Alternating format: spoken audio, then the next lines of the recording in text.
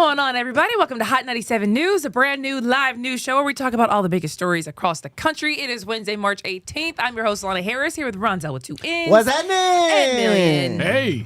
All right, you know, it's hump day. Hump day! Hump day. Just about halfway through the week. Now for sure. Which is amazing. And we get paid this week. We so do. Hey, That's money, crazy. money, money, money. Okay. Yeah, all right. You're a little too excited. My bad. Sound like you Roki. That's crazy. That's crazy.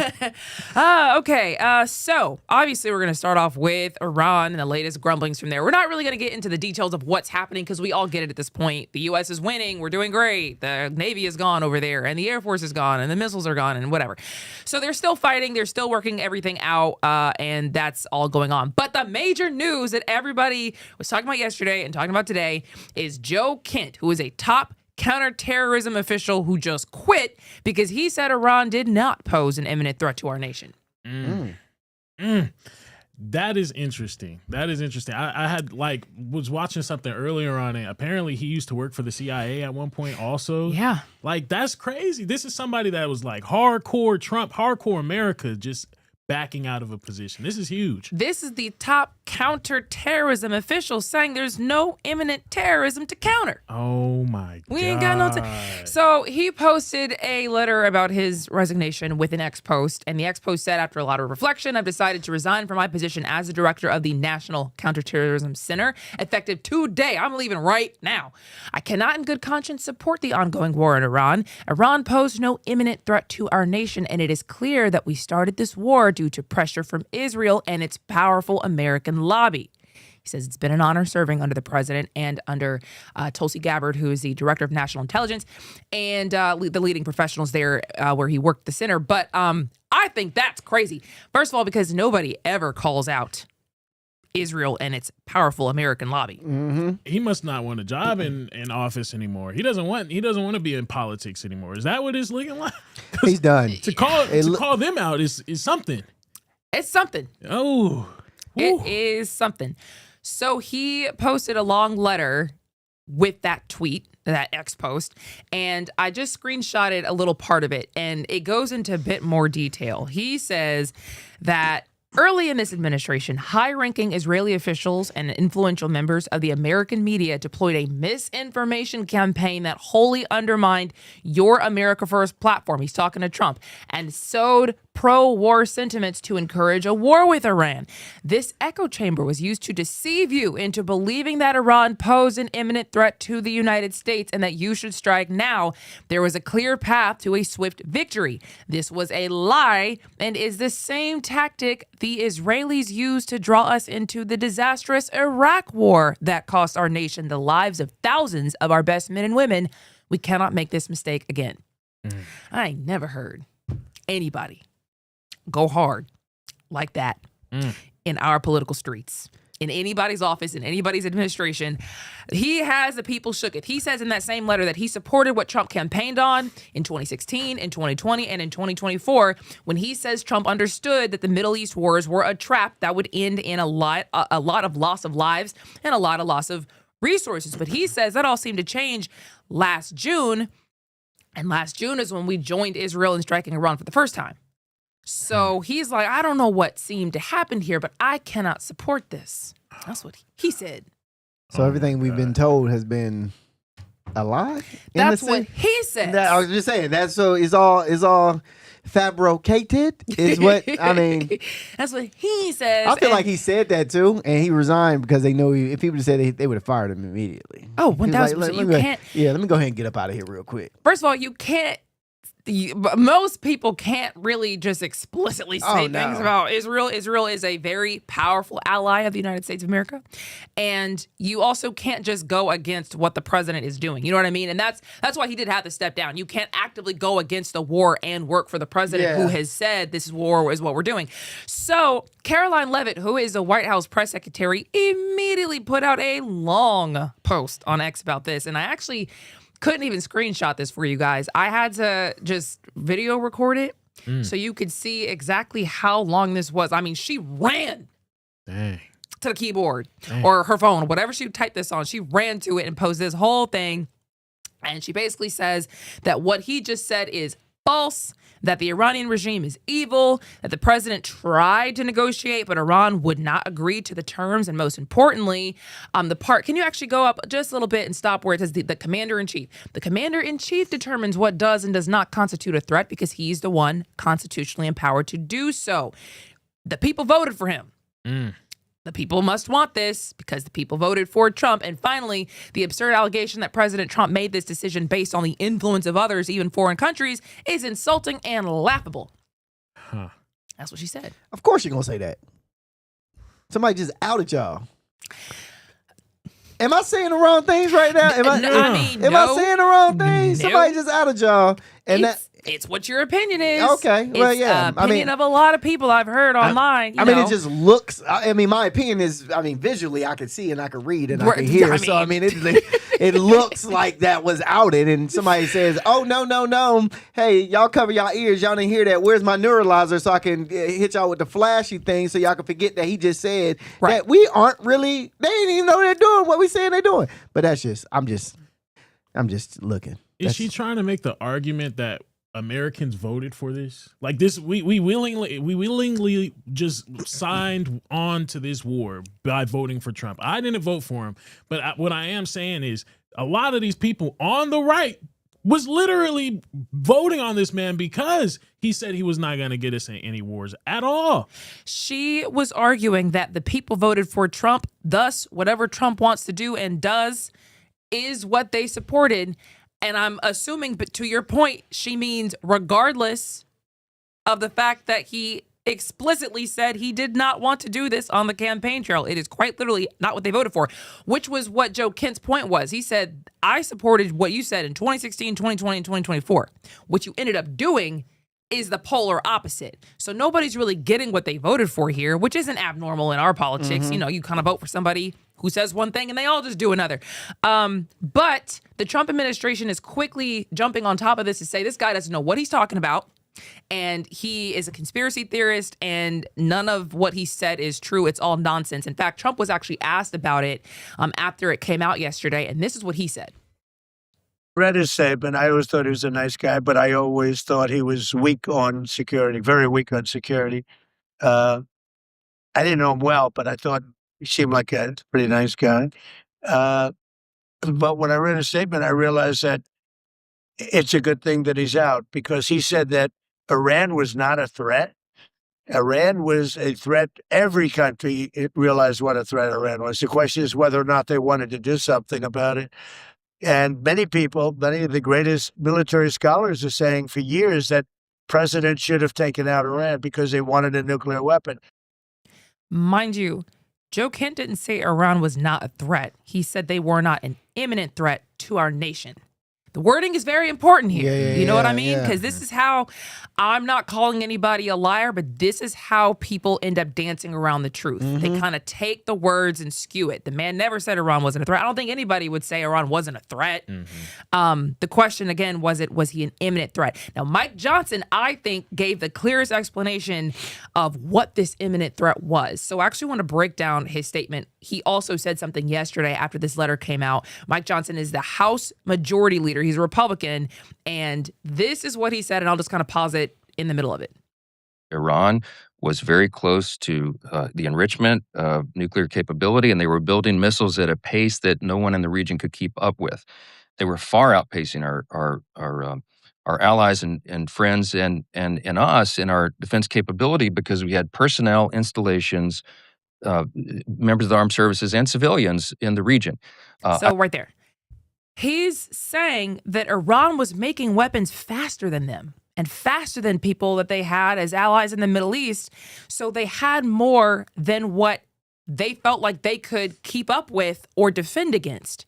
That's not what we was put out there for, though. I thought it was for nukes. I didn't know it was about the missiles. I didn't know it was because they had a lot of missiles. That was new. That was an addition. Oh, they just added this That onto the was story. added into the story. Remember, Gotcha, in the gotcha, very gotcha, beginning, gotcha. it was about the protesters, and then it moved to the nuclear weapons, and then we were talking about Israel jumping into the negotiations and saying, we want to add in the negotiations stopping their missiles program and stopping support for what they call the terrorist proxies in the region. And then Iran at that point said, hey, we're talking to the U.S. We're not talking to you. Please don't let Israel hop in here and destroy the negotiations, because we're not talking about that. We're willing to make maybe some concessions on the nuclear program. So that all got added in there. But at the same time, Israel is the U.S.'s ally. So what Israel said mattered to the U.S. You know what I mean? It wasn't like they were just talking to the wind. They knew if we say ballistic missiles and the terrorist proxies, the U.S. is going to listen. So he says that he's also in the Gang of Eight. Mike Johnson says he's also in the Gang of Eight meetings, and they get briefings, and that it was very clear there was an imminent threat. The Gang of Eight are the select few members of Congress that actually get highly sensitive intelligence information. So it's a bipartisan group. Again, he's one of them. And so he says, I've heard maybe more than what Joe Kent heard. And here's the final part of what he said. I don't know where Joe Kent is getting his information, but he wasn't in those briefings clearly, because the Secretary of State, the Secretary of War, and everyone, the Joint Chiefs of Staff, General Kane, they had exquisite intelligence, and we understood that this was a serious moment for us. Had the president waited, I am personally convinced that we would have mass casualties of Americans, service members and others, and our installations would have been dramatically damaged. Okay. So I don't think he's lying. I actually think he's artfully telling the truth. Again, Iran was an imminent threat after Israel killed their leadership. That's what they said. So from their own statements about it, remember they said that Iran had already put out there that if they were attacked by anybody, they would definitely go and attack the U.S. assets and the U.S. bases out there. So after Israel attacked, they were an imminent threat. I'm curious if that's when they were talking about. I think the million-dollar question is, at what point was Iran this imminent threat? Because after Israel struck, yes, they were an imminent threat, because they already said the orders have been given. No matter what happens, if we get hit, we are bombing all of these assets out here that belong to the U.S. So yeah, they were an imminent threat. I think if they could have prevented Israel maybe from launching the first attack, would it have still been an imminent threat? That's what I want to know. I also want to know, too, because I remember that Gang of Eight hearing that they did have before they even shot the bombs out to Iran. And one of the senators, I forgot what his name was, but he came out. He was like, yeah, they're going to have to explain this to the American people. Yes. You remember that? I was just like, like maybe they was saying that this was an imminent threat even before this. I mean, they was trying to claim it as an imminent threat even before we even started bombing them. And how can we do that?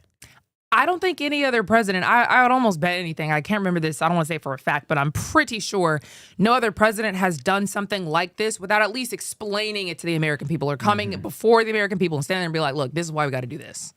Even if you don't agree with it, this is why we got to do this. And you make the case. This didn't happen in this situation. And so, yeah, I mean, they have been kind of floating around, hey, this is a big deal. This might be a lot more than what we're bargaining for. We should probably tell America and see what they think about this. Oh, wait, now we're kind of looking at boots on the ground. I don't really see how we do any of these objectives without putting boots on the ground. It's like, what? The goalpost keeps moving and they keep acting like it's not. You know what I mean? That's what I'm a little frustrated about. But more interestingly, Joe Kent is underneath Tulsi Gabbard, again, who's the director of national intelligence, and he dropped that letter the day before she's set to talk to Congress. So she's supposed to talk to him about worldwide threats. This is an annual thing. This was not like in relation to this. She just happened to be talking to Congress today. She's going to talk to, I think, the House today and the Senate tomorrow, or flip-flopped, one Wednesday, one Thursday. So it's an annual hearing, and now everybody obviously wants to know, that's your guy, right? He's under you, and he's saying there was no imminent threat, and he just quit because he thinks that this was all manufactured by a foreign entity. So what do you think about this? That's crazy. And so is it true that he was like really right wing? He was like really pro Trump at one point in time? Yes. Really? He supported him 2016, 2020, and 2024. He was in the military. I'm pretty sure he was a combat veteran, and he lost his wife, who was also in the military. Oh, wow. So he's like, tried and true. I think that's why a lot of these guys were like, we support no new foreign wars. We support America first. I think it's interesting now that Republicans are the ones that have to support Trump in doing this. That's kind of the biggest flip-flop of life, because you have people who literally voted for a man who said one thing, who are having to be the ones to justify it all. Imagine Hillary Clinton did this. Imagine Joe Biden did this. I mean, the Republicans would be tearing the country down. Oh, for sure. If you wanted to pull something like this off, you'd almost have to have a Trump, a Republican in it to try to fan the flames down, because this is totally the opposite of what they wanted. At the same time, the Democrats, they didn't vote for Trump. So the fact that they can jump on the bandwagon of like, yeah, it's not what Trump said he was going to do. You didn't care. Yeah. Because you didn't vote for that man anyway. So I think, they're just hopping on it because they just want to see Trump's downfall and whatever. But I mean, it's all nonsense at this point. It's all a clown show. Yeah. I kind of blame the Democrats in a sense. And granted, I want the Republicans to completely take accountability for what they did. But I blame them because when Republicans and people that like even interviewed Trump was coming out and saying, hey, Trump, you lied to us on these interviews. We feel lied to. We don't like what you're doing. This is the time when Democrats are supposed to be like, you know what? Thank you for joining our side. But instead, what they got is, I told you so. Nobody wants to hear, I told you so. That's true. Nobody wants to hear, oh, see, you haven't been paying attention. Oh, you're a dummy. Nobody wants to feel like they're a dummy for a decision that they made. Mind you, this is a president. Nobody thought that he was going to sit there and lie to us like blatantly. But I totally agree. But I think the problem is both sides do it to each other. I think the Republicans ripped and pooed on Democrats for the pandemic. And not seeing certain things were a bit off with the pandemic because the news was mostly liberal and mostly on Joe Biden's side. I think now that kind of the flip is happening. The Republicans aren't seeing.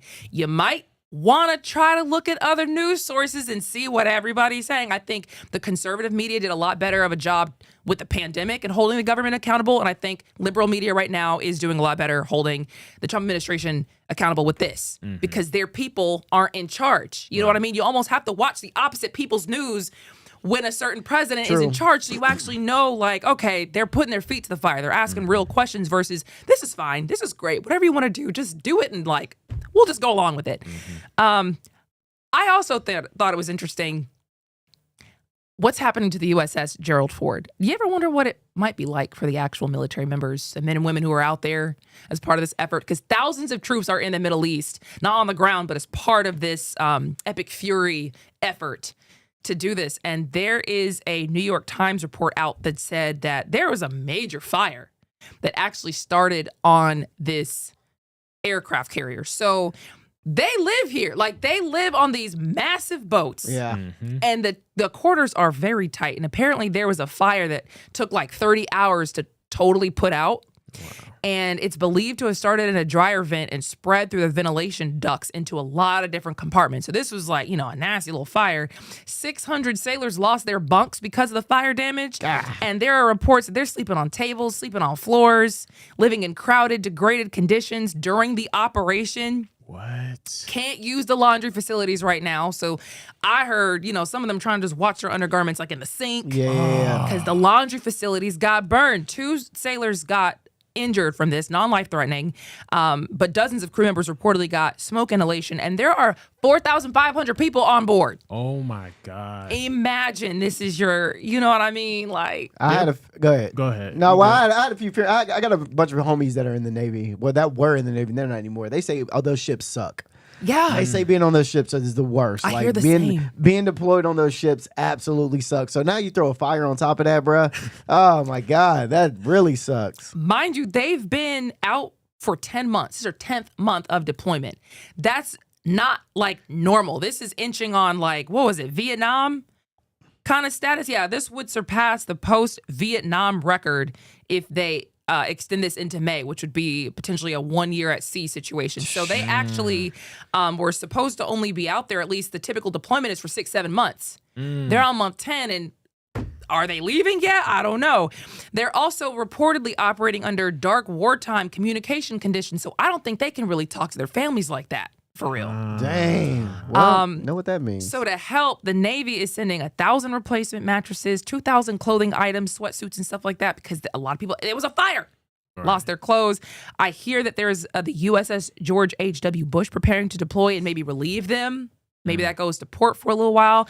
But this is the same USS Gerald Ford that had the plumbing issues. Oh, word. Remember the plumbing issues we were talking about? Well, they need to get rid of this boat then. God, dog. So we can't get rid of this boat. We put millions and millions of dollars in it. I feel you. I feel you. So I hear this ship has about 650 toilets divided into 10 zones, and a clog or a component failure in one part of the system can knock out toilets across an entire zone. See? Wow. So apparently, the news is that there are about 2 zone cloggings per day because of foreign material getting flushed into the system. Foreign material. NPR says the sailors are working 19 hours a day on repairs at one point, and engineering emails cited 205 calls in less than 4 days. Dang. I would love to know what that foreign material is that is clogging these toilets because Imagine being on a ship and you live there with 4,500 people and the toilets clog every day. y'all not hearing me. crazy. Y'all not hearing me. And then you got to worry about getting bombed too. Y'all not hearing me. You What do don't you? know- What do you? Y'all not hearing me. Foreign materials like what do you? Y'all not hearing me. It's all What do you? good. What do you think? You know all what? Because good. I don't know if this is true. This is NPR's reporting right here. They were talking to somebody about this, so take this, from what you will. But they said some of the foreign materials they've seen are things like they found T-shirts, a 4-foot piece of rope clogging the lines. Come on It's now. almost like now, how does that happen on accident? Yeah, they accidentally wanted to kill themselves and slipped and fell into the toilet. Ki- In the toilet, and then the rope fell into the toilet right after. Yep. No, They're No. trying to kill themselves? No, I thought they were doing this purposely. Hey, to bro. Nobody wants to be out sabotage there. the ship. Maybe. Yeah, I mean, nobody I wants to wouldn't be do it out to there. kill Bruh, myself. If I was out there for 10 months, brother, wrap it up. That's very dark. Wrap it up. At least try and maybe turn the ship around before you just say wrap it up. Wrap it up. Wrap it up. They need to be sending condoms out there too, man. 10 months on the ship with Please. No, seriously. 10 months on the ship without your family? You can't go 10 months and you're married. I'm just saying. Please. Please, bruh, sir. The sex epidemic on these ships is at an all-time high. My homeboy tell me like everybody's having sex with each other. We're on Crazy. television now. I'm just saying. We can say that. can we? Yeah. Bumping and grinding. What? I don't know about that. That's crazy. But I can tell you that Trump said he is gonna take Cuba. This is a development in this, and I'd actually like you to hear it straight from the horse's mouth. Cuba, see, in the end, all my life I've been hearing about the United States and Cuba. When will the United States do it? I do believe I'll be having the honor of taking Cuba. That'd be a good honor. That's a big honor. Taking Cuba. Taking Cuba in some form, yeah. Taking Cuba. I mean, whether I free it, take it, I think I could do anything I want with it. You want to know the truth? They're a very weakened nation right now. They were for a long time. Whoa. That was the most inappropriate time to do that. What? Yeah. I mean, they are quite weakened. That is not a lie. And when you're downtrodden and you out bad, Boy. hey, you really ain't got nothing to do. Like you can't say much. If America wants to do something, they can do it now. It's unfortunate. That's just the It reality. ain't no unfortunate It's to you. really- Whatever. it's really It's not. unfortunate. It ain't no it's unfortunate. unfortunate 100%. Sounds But it's terrible. the reality. So I will say that there are a lot of supporters of this. There are a lot of people who have been waiting for this regime to fall. They have been in power for decades. And so a lot of people welcome this, but the Cuban people are going through it for this to happen. So this just happened on Monday. There was a total collapse of their electrical grid on the entire island. And so, I mean, it was just dark. Again, they deal with stuff like this all the time, like power outages, but this was gnarly. This was the latest nationwide blackout they've had in recent years, and the first since the U.S. basically stopped everybody from sending them oil. So this was, something they're used to, but still a big deal. It's not nothing. I will say a lot of people have been very resilient. I've seen videos of them like playing games and cooking outside and doing all kind of stuff. But things have gotten very desperate. And again, there have been problems with kids getting surgeries and people getting food and trash pickups and all that kind of stuff. So it's getting quite desperate. And I've heard the Cuban president say he's willing to talk to the U.S. president. We talked about that recently where they were like, oh, yeah, like we'll talk about how we can, establish relations, but we're not going to have our political system basically imploded because of you. We're going to keep the political system we have. And then Cuba's president hopped on X and said, "You not taking nothing without a fight." He said the U.S. publicly threatens Cuba almost daily with overthrowing the constitutional order by force, and it uses an outrageous pretext, the harsh limitations on the weakened economy that they have attacked and sought to isolate for more than 6 decades. They intend and announce plans to seize the country, its resources, its properties, and even the very economy they seek to strangle to make us surrender. Only in this way can the fierce economic war be explained, which is applied as collective punishment against the entire people, aka they're punishing the whole country for whatever whim they have. And in the face of the worst scenario, Cuba is accompanied by a certainty: any external aggressor will clash with an impregnable resistance. We ain't going down without a fight.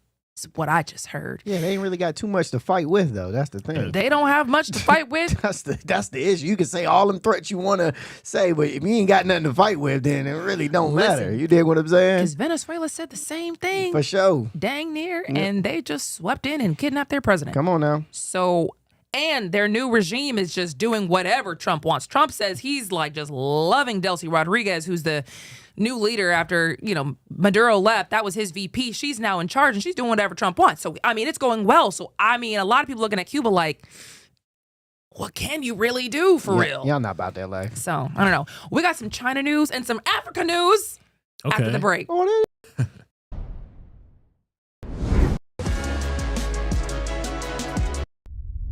A major move today. Hot 97 is expanding. Hot 97 has launched a full streaming television channel. Hot 97 is no longer just a radio station, it's now a streaming network.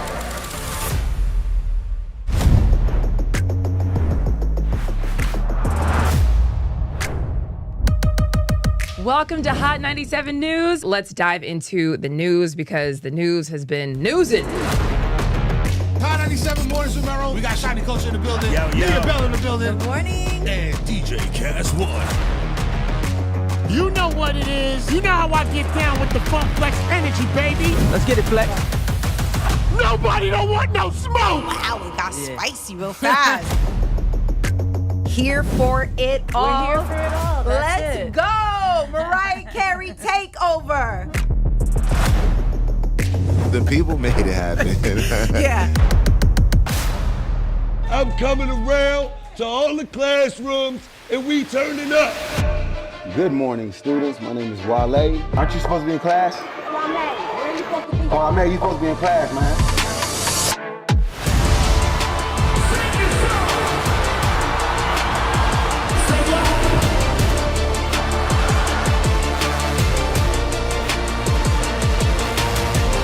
Rihanna has become a true worldwide icon. Congratulations on the job. We listen to Hot 97 every day. We can't wait to hear you guys even more. Hey, let's go!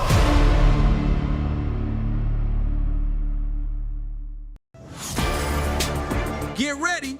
The legend is on your screen. Funk Flex, the man who defines hip-hop, is bringing the heat from the radio booth to your TV. Where my camera at? That's my camera? All right. The biggest beats, the hottest freestyles, and that classic Flex energy. Bars are back. Now in your living room. Don't just hear it, watch the movement. Funk Flex, now on Hot 97 TV, Mondays and Fridays at 7:30 p.m. The voice and attitude you love, now on your screen. I love this. Nessa brings her unfiltered energy, real talk, and celebrity interviews from the radio to your TV. Moment. It's the same Nessa you know. Bold, funny, and always keeping it real. Catch Nessa, now on TV. Damn, that was deep right now. Tuesdays at 7:30 p.m. and Fridays at 7 p.m. only on Hot 97 TV.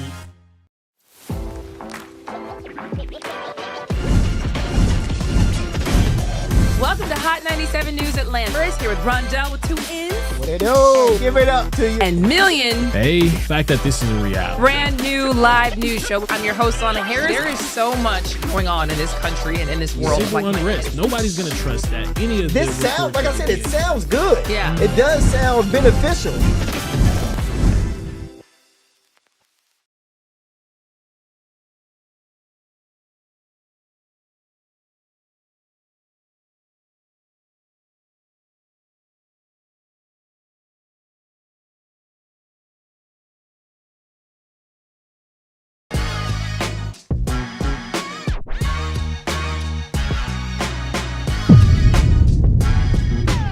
All right, welcome back to Hot 97 News. So, Trump was supposed to be going to Beijing to meet with Chinese President Xi Jinping at the end of the month, but now he's postponing that. And he basically said he's postponing it because of the war. He wants to be here. He says he feels like he has to be here. And so they requested that they just delay it a month or so. But I thought it was interesting in how Trump said it. Can you pull up his quote? We're resetting the meeting, and it looks like it'll take place in about 5 weeks. We're working with China. They were fine with it. We're going to say, I look forward to seeing President Xi. He looks forward to seeing me, I think. But I do look forward to seeing him. We have a good relationship with China. And China actually has become economically for us very good, as you know. It's much different than it was in the past.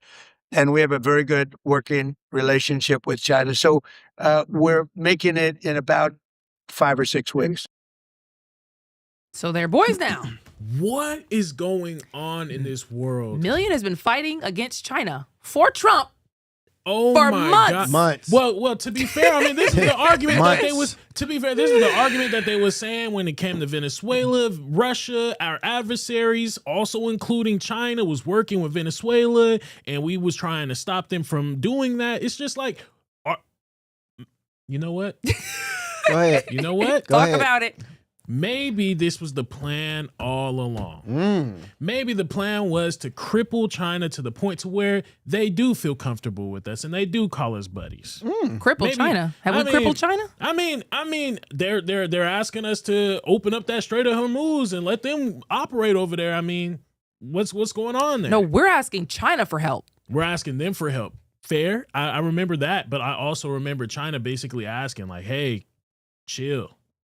Chill. Can you chill? So, look, I don't know why Trump said this. I don't think literally anybody considers them to actually be buddy-buddy like that. I think maybe because they're about to have this upcoming meeting, he's trying to just, grease the wheels. Trump is a charmer now. You know what I mean? Yeah. He knows how to work a business deal. And usually, if you want something or you need something, you're going to talk about something in a way where you're trying to get the best circumstances for your side. You're not going to go in there and be like, this guy sucks. We hate them and we're going to steamroll him. That's not how you go in and do a business deal.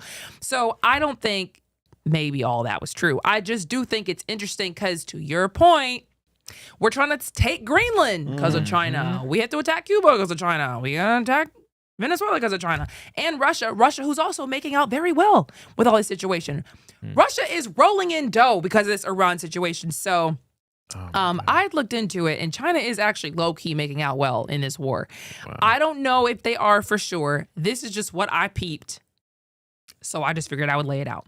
We don't have to even linger here long. Just for the people who are interested, China has been allegedly, reportedly sending humanitarian aid to places like Iran and Lebanon and Palestine and Syria. So some people think they're kind of positioning themselves on like the moral high ground. Like, look at the U.S. and Israel bombing all these places. Well, I'm going to send aid. Now I'm positioning myself as like the people who are helping instead of hurting the world.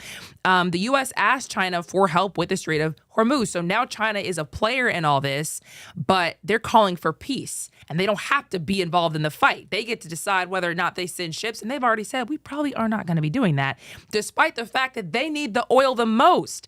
That's what I think is interesting. These people use the majority of the oil. I won't say the majority of the oil, but they get a ton of oil from the Strait of Hormuz, whereas the U.S. gets like a teeny tiny percentage. And they're saying they're not going to help with this. So they must be saying we're not that pressed that we feel like we need to go help ourselves. That's interesting. Even more interesting, Iran allegedly, reportedly sold oil to China in Chinese currency and by bartering, which might start telling people it's technically possible to sell oil without the US dollar. There's a workaround. That would be crazy. This is part of the reason why our economy is doing so well. And just so we're all on the same page with that, the United States has the petrodollar. Oil is sold in USD, in the US dollar. So if anybody wants to buy oil, they got to go through US banks. They got to go through the US system, essentially. And so the United States has a lot of power to block payments or to freeze money or to do whatever because it's done in the US dollar, and that's how it's been for years. So if they're figuring out ways to work around that system, that cuts the United States out. Because right now, the U.S. has a huge power over global trade because of that. So does that make sense? Not really. Not to me. Okay, so if I want oil, I got to give you $1 for it. I can't give you Mexican currency. I can't give you any. I got to get USD. Okay. So that means it's going to go through a U.S. bank. Got you. So the U.S. can be like, whoop, freeze that payment, block that payment. No, you're not. Okay. So they have a lot of power to stop different transactions over the world, and people know that. That's why they're like, oh, we're sanctioning oil because we can do that. Got you. It's a petrodollar, the oil dollar. So if they found a way to say, what if we exchanged oil and then let's just exchange a service for it.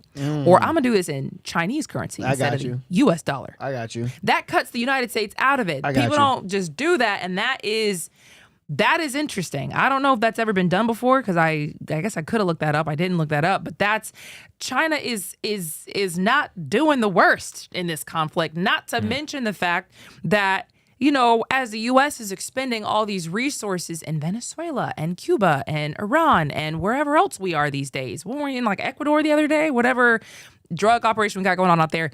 China could be looking at Taiwan and thinking, they seem to be a bit less powerful than they were at the start of all this. They've given Ukraine a bunch of weaponry. They've, used a lot of weaponry on Iran. Maybe we take Taiwan at this point. Nobody's saying they will be, but the concern is out there. What is China going to do now that the U.S.'s arsenal is potentially depleting more and more by the day? I don't know. But, you'd be a fool to not know what they were thinking about it at least. No, for sure. That's real. So I don't know. I don't know what these people have going on. Russia's in a great position. China's looking like they're in an interestingly good position. I don't know what the U.S. has up their sleeve, but I wonder what the long-term strategy is. That's the whole argument that's been going on right now. It's like China, they play the long game, so they're not always so fast to react. America, we're so fast-paced, and we make moves, and we don't necessarily think it out all the way through, and then we see repercussions from it years later. So I don't know. I hope I don't know. I'm gonna look into it. I'm gonna have to look into it. I know. What is the long-term gain here? There's obviously a chess game being played. And that's why all this, when I look at everything going on in Iran now, I just think it's stupid. It's almost aggravatingly stupid because no matter what the development is, no matter what happens, one side is saying everything is amazing. This couldn't be going better. And another side is saying, but what about all these things that are currently problems right now? And they don't hear each other. So even with this Joe Kent news, this guy freaking steps down. I quit effective today because I'm telling y'all right now, we need to be in this war immediately. The conversation is he's a liar. He's a conspiracy theorist. He is not in these meetings because we think he's a leaker. I've seen all types of things about this man.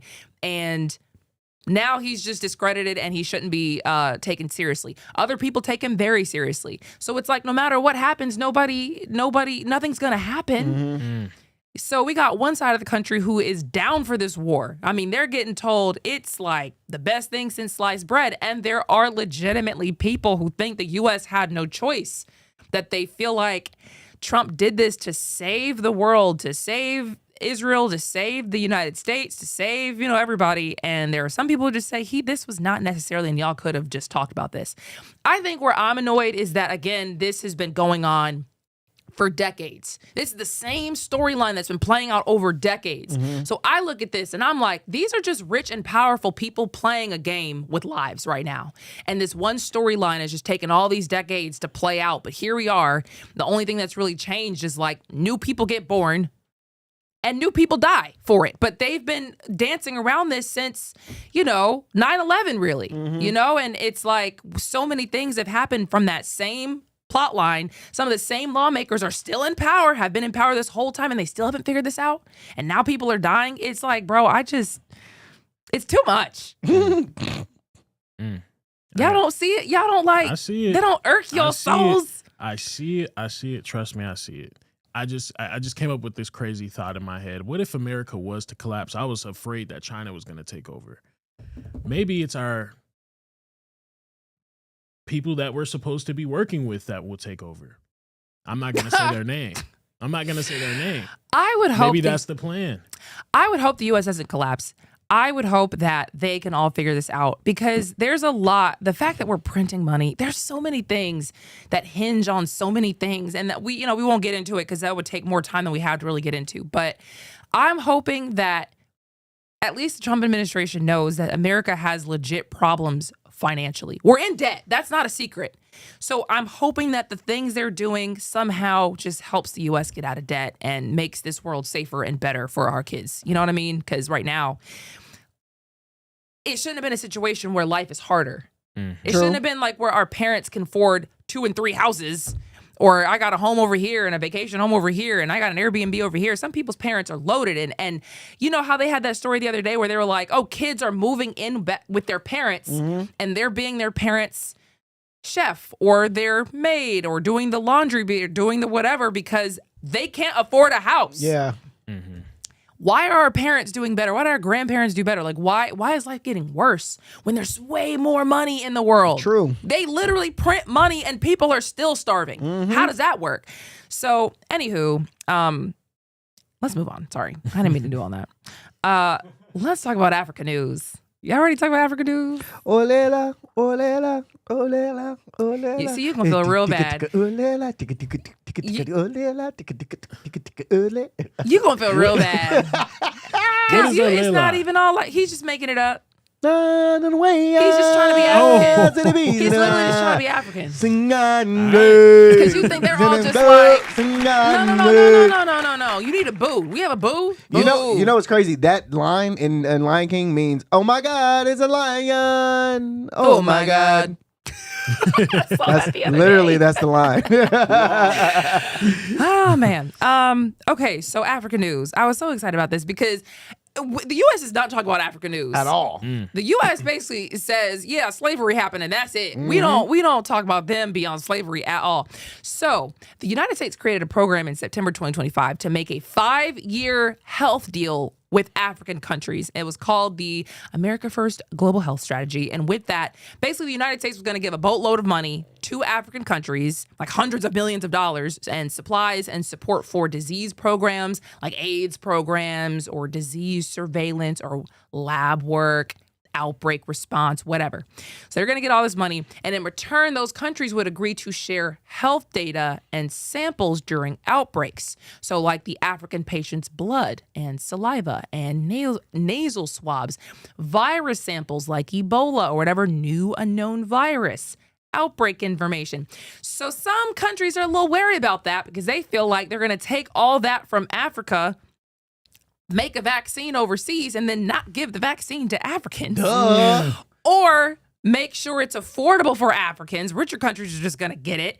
Other countries have had some concerns about privacy and giving all that stuff away. So, what do you guys think about all that? Listen, man, if we ain't learned nothing from our lesson last time, don't get these white people nothing. All right, y'all keep all y'all African stuff over there, bruh. All right, they already. Now, here's a crazy story that is a I don't know if it's a myth. I don't know if it's true. I don't know anything, but there is some type of theory that goes around where they say that, they harvest black people. You know, you know what I'm saying? So this is another way, in my opinion, of harvesting black people in a legal way, in my opinion. You know, let's get y'all's blood, because, you know, or let's get y'all's this, or let's get y'all's that, or let's get y'all's this. No, keep all y'all African blood over in Africa for y'all selves. My conspiracy brain said, oh, great, hundreds of millions of dollars to research in case there's an outbreak. All they're missing is an outbreak. Yeah, exactly. You know what I mean? That's real. Wonder how that'll happen. Exactly. That's real. We're just going to send hundreds of millions of dollars in case there's an outbreak. So a lot of countries actually did sign on to this. Like over a dozen countries have agreed. Rwanda, Uganda, Eswatini, Mozambique, Nigeria, Madagascar, Sierra Leone, Ethiopia. They felt like at least this does lock in money for a few years, 5 years. So, you know, that's great. Other countries, actually, there was only 3 of them that did not. Zambia, Zimbabwe, and Kenya. So I actually wanted to show you guys what these countries look like. Look at Kenya. Oh, they're beautiful over Kenya's there. popping. Oh, beautiful. Africa's not a like dirty place like everybody thinks, bro. It's not. It's like actually really, really rich. And like, developed. Yes, like they have you developed. thinking slavery is it. Oh, man. You know what I mean? They just live out there. And I know I was joking in the beginning, but that's how they have you thinking. Like, oh, so it's just nothing but tribes. And it's like, no, dog. Most of the Africans over there are like dumb rich. Dumb rich. Look at Zimbabwe. Zimbabwe also said no. Beautiful. And they felt like it was just not a fair deal, or they just had concerns with sharing their people's health data.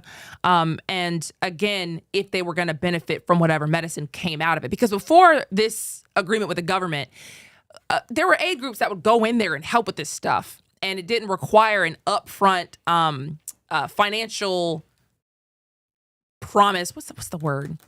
They didn't have to give any money up front. That's also a part of this. I should have said that these African governments are also going to have to foot some money, hundreds of millions of dollars potentially as well for this effort. So instead of just kind of like getting the aid, they're going to have to pay for this as well. But Zambia got a really interesting setup because Zambia apparently has a lot of minerals. They got copper, gold, nickel, manganese, emeralds, lithium, and graphite, rare earth minerals. That's the stuff they use in electronics and in tech. So that's the stuff that powers electric vehicle batteries, smartphones, electronics, military technology, all that kind of stuff. That's why all these countries are really interested in them. So Zambia's health deal was for over $1 billion, but it was also tied to a separate mining agreement. So if you want all this money for health funding, you have to let U.S. companies get a piece of the mining industry for all those minerals y'all got. And Zambia said, no, we're not going to be able to do that. Good. Shout out to Zambia. Shout out to Zambia. You can't steal our vibranium. Shout out to Zambia. I ain't finna come over here and take our stuff. You got us crazy, bruh. You know what? And especially because it seems clear to me that the U.S. doesn't really want people from a lot of these African countries coming here. Come on now. Well, So South Africa. excluded. They do want them Afrikaners. Because they're white. They want them Afrikaners. They're literally white. That's not us being, they're literally white. That's right. And they have literally been prioritized as people who can come in as refugees. Per the Trump administration, that is a fact. But the U.S. is expanding a visa bond program for visitors from certain countries. So if people from certain countries want to come to the U.S., they have to pay a $15,000 bond, which is refundable, not a fee. They get their money back if they leave the U.S. on time and if they just don't travel at all. But a lot of the countries on that list are from Africa. Crazy. So the U.S., of course, says they're doing this to stop people from overstaying their visas, and it's targeting countries with higher overstay rates or weaker security screening systems. But there used to be 38 countries on that list, and now there are 50. And again, most of these countries are in Africa. 30 of the 50 countries are reportedly in Africa, and it includes some freaking beautiful countries. Look at Tunisia. Can we pull up Tunisia first? I went ahead and found you some pictures of where the people don't want these people to come from. Oh my God. Or not that they don't want them to come from. Oh. Just that you got to pay a bond so we can make sure you leave. Because you don't have to convince me to go back. What? Boy, that's beautiful. I'm out of here. Y'all didn't know Tunisia looked like that? No, I did. I didn't. I did not know. Because that almost rivals somewhere in Europe. I would have thought that was Greece or something. It looks like Greece. It looks like Mykonos. Can we pull up Algeria? Algeria is also on this list. Come on, man. Algeria is like a little hidden gem. That's a well-kept secret. Sleeper. Little sleeper right there. I got 2 pictures for you too. I mean, it's developed on the coast. You know, some of these African countries have just beautiful lands. And look at Mauritius. Mauritius is beautiful. That's all. And here's what people fail to realize is that is what Africa is. Like, it's very rich and beautiful, bruh. And I've never been, but my parents have, and they tell me all the time, like, bruh, I want to be a citizen over there. My dad tells me all the time how much he wants to get a citizenship over in Africa, and I'm just like, is it like that? He's like, dog, I want all my kids to go over there and get their citizenship in Africa and become a citizen in Africa. There is a place in Africa where you can become a citizen, like, for real easy. And isn't it crazy, again, that the United States just tells us slavery, and that's it. That's it. We don't look at their news at all. Again, I went to Mexico for a month, and I was flipping through the news trying to figure out what's going on. They have a lot of news dedicated to what's going on in Africa. Now, I'm just thinking, why don't we? Why don't we ever act like they exist at all? Biggest continent in the world. Like, biggest. Africa's huge. Biggest. You could fit the U.S. in Africa. 3 times. Yeah. 3 times. It's like... Like, are you kidding me? And we don't talk about it at all? And we act like, oh, remember when y'all were slaves? Yeah, that's it. That's it. That's it. Have you ever met a Mauritian? No. Exactly. They ain't trying to come over here anyway, bro. It looks too nice over there. It looks too nice over there. I wouldn't leave there either. The only people I know are like Ethiopians and like maybe a Nigerians few are over here. Right. I know a lot of Nigerians. All of them are scammers. They're not all scammers. They're hard workers now. Hard working scammers. Yeah. No, I'm just joking. But I will say that most like the African people that we don't see are like the dopest of the dope. Like my parents went to Zambia, and Zambia, they were like, yo, that's amazing. Then they went to Tanzania, and they said Tanzania was super dope. That's the places that we just showed. Exactly. Yeah, That's why I know that these places aren't broke. Yeah. Like, crazy. And at all. They're not even trying to come over here. They I've don't never want met to. a Tanzanian. No, bro, they don't want to. Tanzanian. No, you said it right. Tanzanian. Tanzania. Okay. You're right. Never even met him before. That's crazy. Yeah, man. You see how I was so excited about African news? Yeah, it's great. I was so excited to be able to share this and talk about this. It's great. Man, all right. Don't give them none of y'all information, though. Keep that for y'all. Don't give them none of y'all blood, because y'all going to mess around. They're going to start drinking y'all blood, and that's when we're going to have a whole bunch of people walking around that's 100 years old, but they look 20. You know what I mean? Don't do that. That's how they stay young out here. These elites. Come on now. You talking a little too loud, I ain't sir. worry about me. Okay, so back over here on our little continent, the FCC is trying to crack down on all these overseas call centers now. I don't necessarily mind what they're trying to do with this. I will not lie to you. So basically, they're saying that they need to be able to speak American Standard English. These would be the rules for offshore call centers used by certain telecom, wireless, cable, satellite, and interconnected VoIP companies. So they're saying that the FCC is considering rules that would require these companies to tell customers when the call is being handled outside the U.S., let customers ask to be transferred to someone in the U.S., limit how many customer service calls can be handled offshore, and then require that sensitive customer transactions only be handled in the United States. And I think we can all agree. Yes! God, you don't know how many times I wanted to cuss out an Indian because they were just making, oh my God. It's transfer me. And you don't want to be that guy. No, you're not trying to be mad at them. But they've gone too far with it. And I think it's because these companies know they can pay them a lot less. And it's like, who's going to stop us? Do you need to call the company for customer service or not? Because we're going to pay this guy who barely speaks English a fraction of what we'd have to pay someone in the U.S. Come on now. Deal with them because it is what it is. And I just think that's so shady. So shady. But at the same point, I'm so glad they changed the rules up, bruh. Oh my God. Consider whenever we need to vote for this, consider me a vote, because you got my vote immediately. God, that is the worst. Yeah. Let me see what else I got for y'all today, because we're finally getting through some stories today. Okay, yes, there is a proposal. Democrat lawmakers are proposing to tax billionaires. Now, how about that? This would be a $4.4 trillion wealth tax targeting the billionaires. And actually, there's not that many of them. Apparently, there are Like 900. Yeah. The proposal would affect 938 billionaires in the U.S., including people like Elon Musk and Jeff Bezos and Mark Zuckerberg. And they feel like the tax could raise about $4.4 trillion over 10 years. And Bernie Sanders, who's behind this, you were talking about your man the other day, Bernie Sanders says the goal here is to reduce the wealth inequality and fix what he calls a corrupt tax system that favors wealthy people. You said 900 billionaires? 938. I did not even know we had 938 billionaires in the United States. Mm-hmm. That is absolutely insane. So and if we just say, let's just take a calculation here. Let's just say every single one of those billionaires had $10 billion.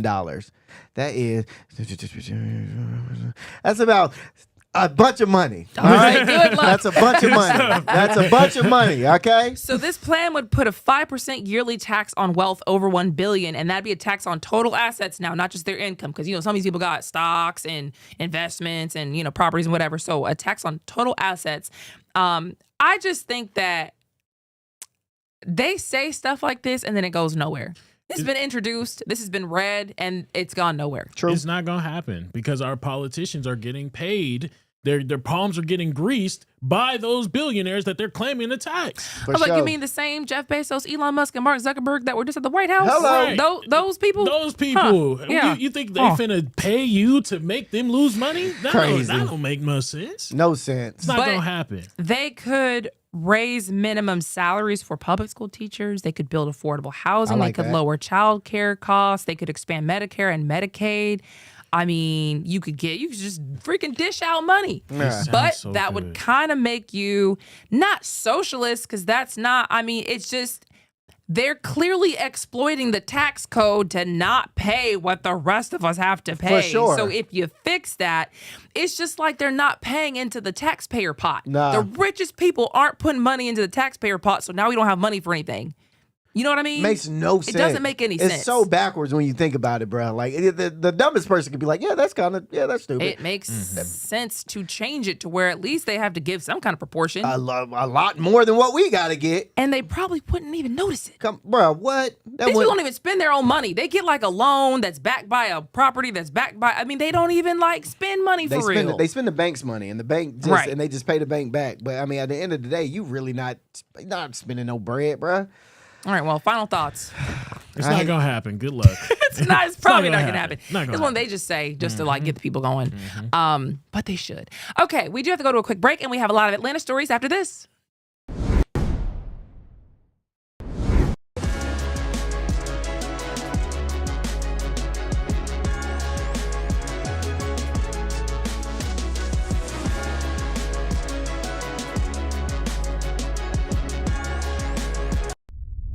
A major move today. Hot 97 is expanding. Hot 97 has launched a full streaming television channel. Hot 97 is no longer just a radio station, it's now a streaming network.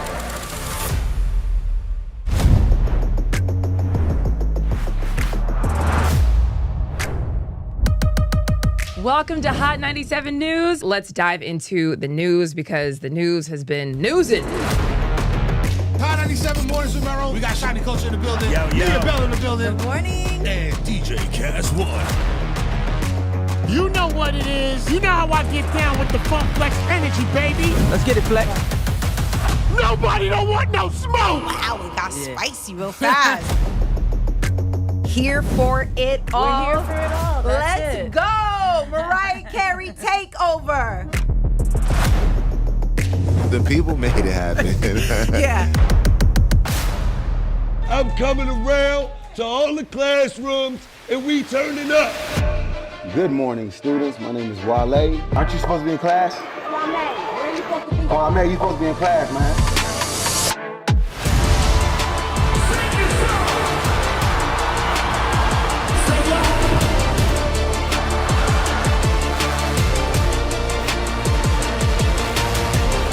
Rihanna has become a true worldwide icon.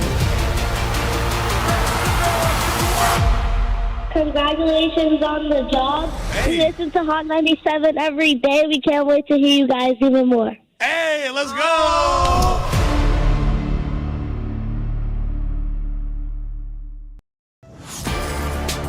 Get ready. The legend is on your screen. Funk Flex, the man who defines hip-hop is bringing the heat from the radio booth to your TV. Where my camera at? That's my camera? All right. The biggest beats, the hottest freestyles, and that classic flex energy. Bars are back. Now in your living room. Don't just hear it, watch the movement. Funk Flex, now on Hot 97 TV, Mondays and Fridays at 7:30 p.m. The voice and attitude you love, now on your screen. I love this. Nessa brings her unfiltered energy, real talk, and celebrity interviews from the radio to your TV. It's the same Nessa you know. Bold, funny, and always keeping it real. Catch Nessa, now on TV. Damn, that was deep right now. Tuesdays at 7:30 p.m. and Fridays at 7 p.m. Only on Hot 97 TV.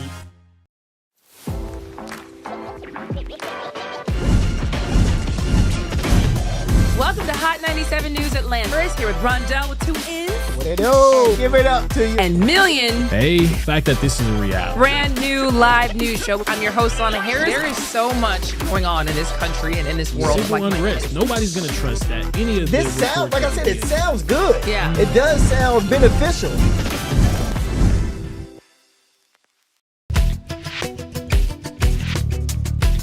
You are watching Hot 97 TV.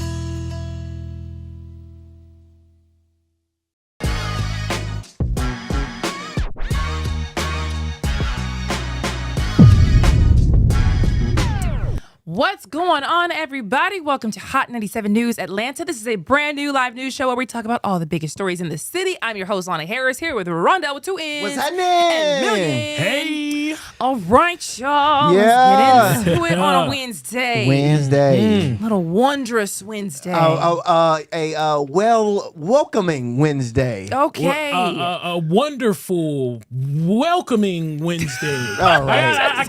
Welcoming just came. Come came on back now, into dog. A wonderful Wednesday. She already said wonderful. Dang, you said wonderful I too? said wondrous, but I mean, Wondrous, it was wonderful. Wonderful is two different things, Come on, though. man. You got to be lock in. Come on now. You got to lock in. Well, give me another W. A well-rounded. What about a worthy? Oh, a worthy okay. Wednesday. Okay. Yes. I like worthy Wednesday. A well-off Wednesday. A well-off. Yeah, we're wishing well off. Yeah. But a wholesome. A wholesome Wednesday. I did look it up. Okay. Welcome to a wholesome Wednesday, y'all. Yes, it is hump day. And you know what? These people actually want to do some things to the airport here in Atlanta. Yeah, I just want to be clear. Hartsfield-Jackson is also doing something for TSA workers that they claim is helping them out. Okay. We'll decide on it. Once you hear the numbers that I'm talking about, we'll decide if it's enough that they're giving to the TSA workers. So the Atlanta City Council just approved $182. $182.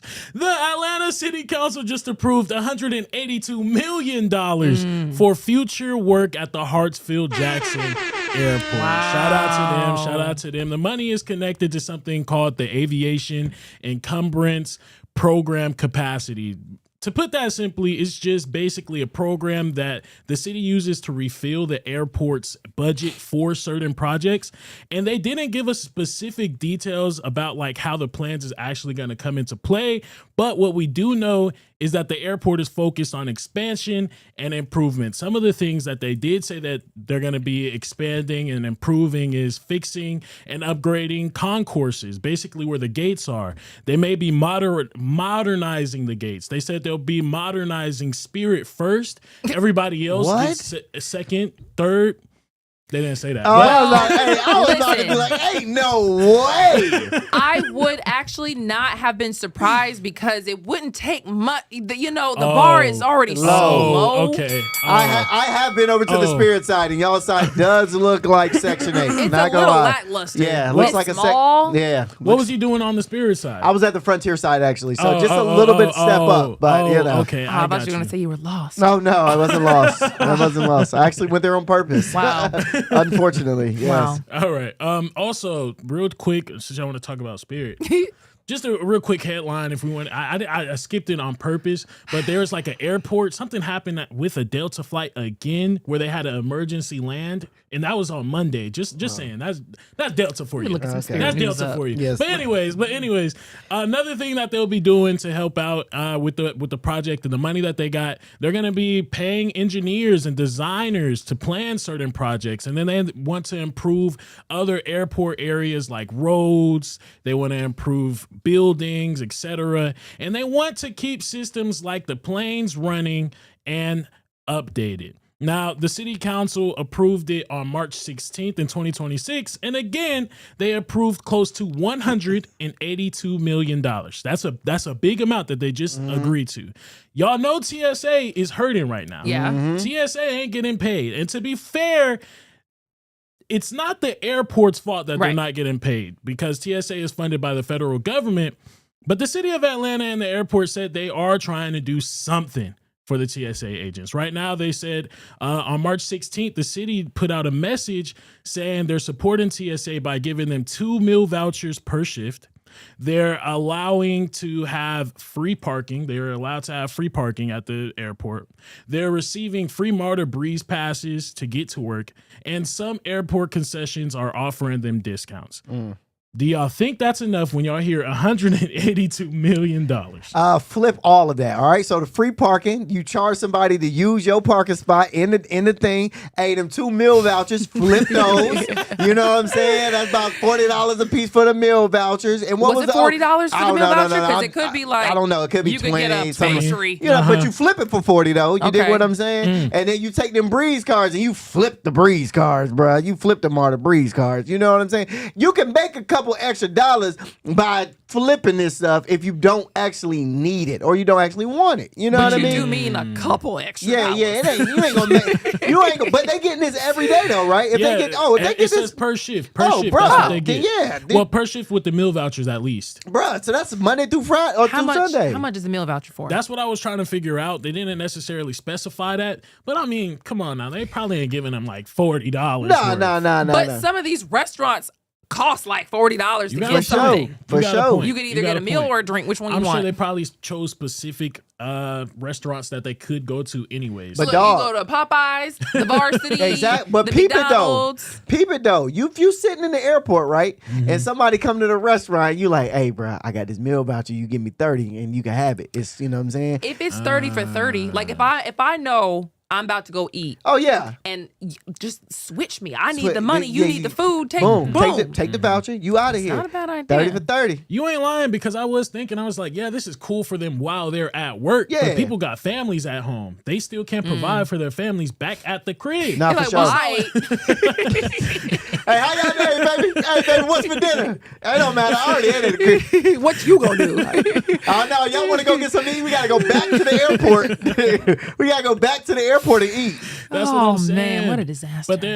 But you know, TSA they're just going through it right now. I feel so bad for them. TSA had recently put out a message saying that their wait times could be like near 2 hours now. If you want to be there to help the TSA workers out, you need to get there early and just try your best to follow the rules, y'all. Bruh, and also I don't really even want to say this, but don't go to my side of the airport and check in. If you know, you know. Oh yeah, thank you for not saying it. Stay off my side of the airport. I found out the other day that somebody done posted my side on TikTok. And I don't see why they do that. Why they did What's that. What's the point? Hey, bro, done posted my side of the airport on TikTok. Everybody done found out. Boosted the wait time over there. Used to slide on that side. Man. You know what I'm saying? So, don't stay on y'all side. Stay to the side that you know how to get. You know how to get through the airport. This side that I go on is for the experienced travelers. Because you won't have questions. There's a whole route you got to do to get to the. You don't need to. You're not nervous. You're not nervous about being on this side because oh my God, I can't be on this side because I'm not going this way.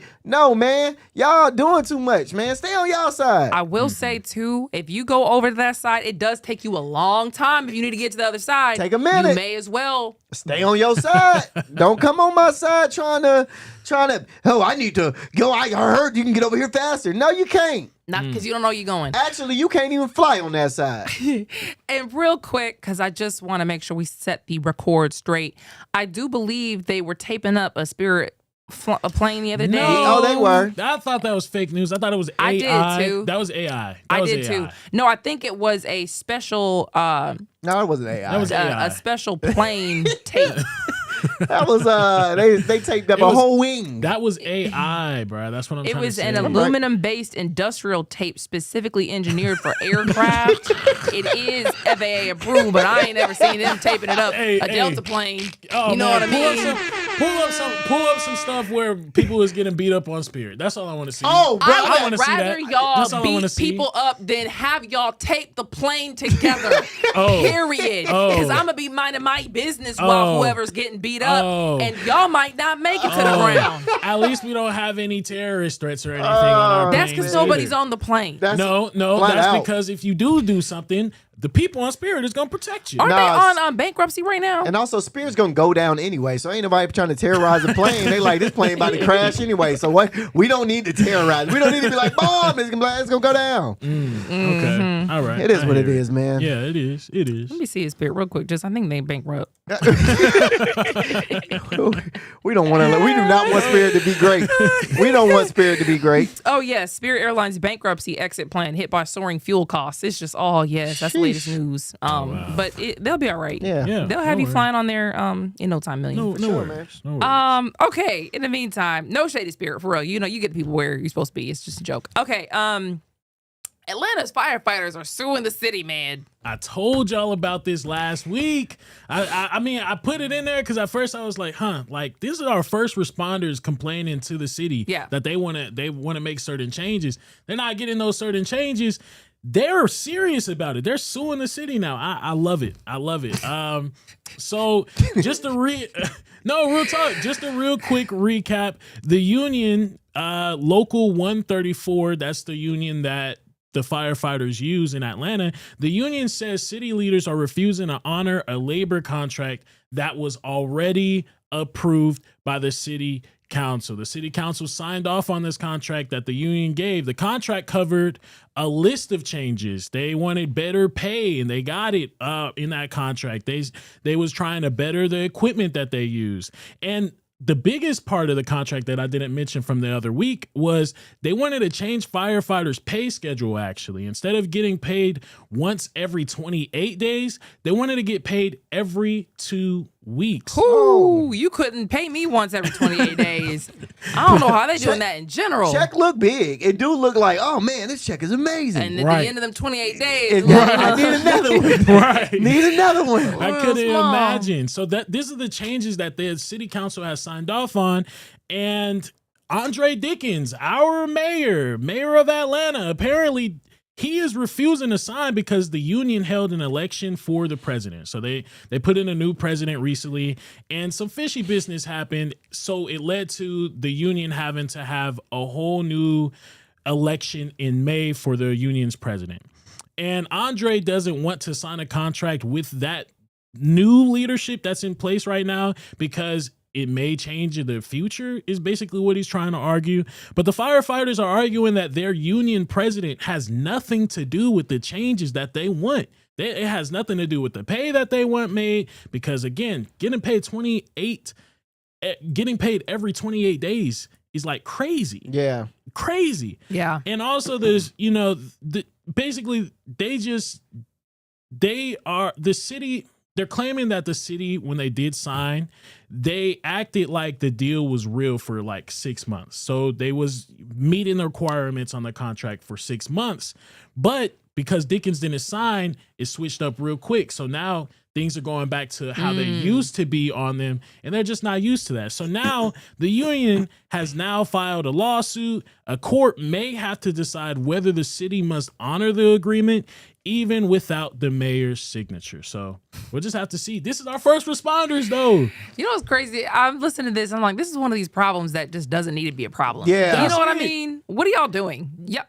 You talking about people that protect us? First of all, help us out? That, and I used to do a lot of interviews with firefighters, and they get cancer a lot because of the conditions they always have to run into.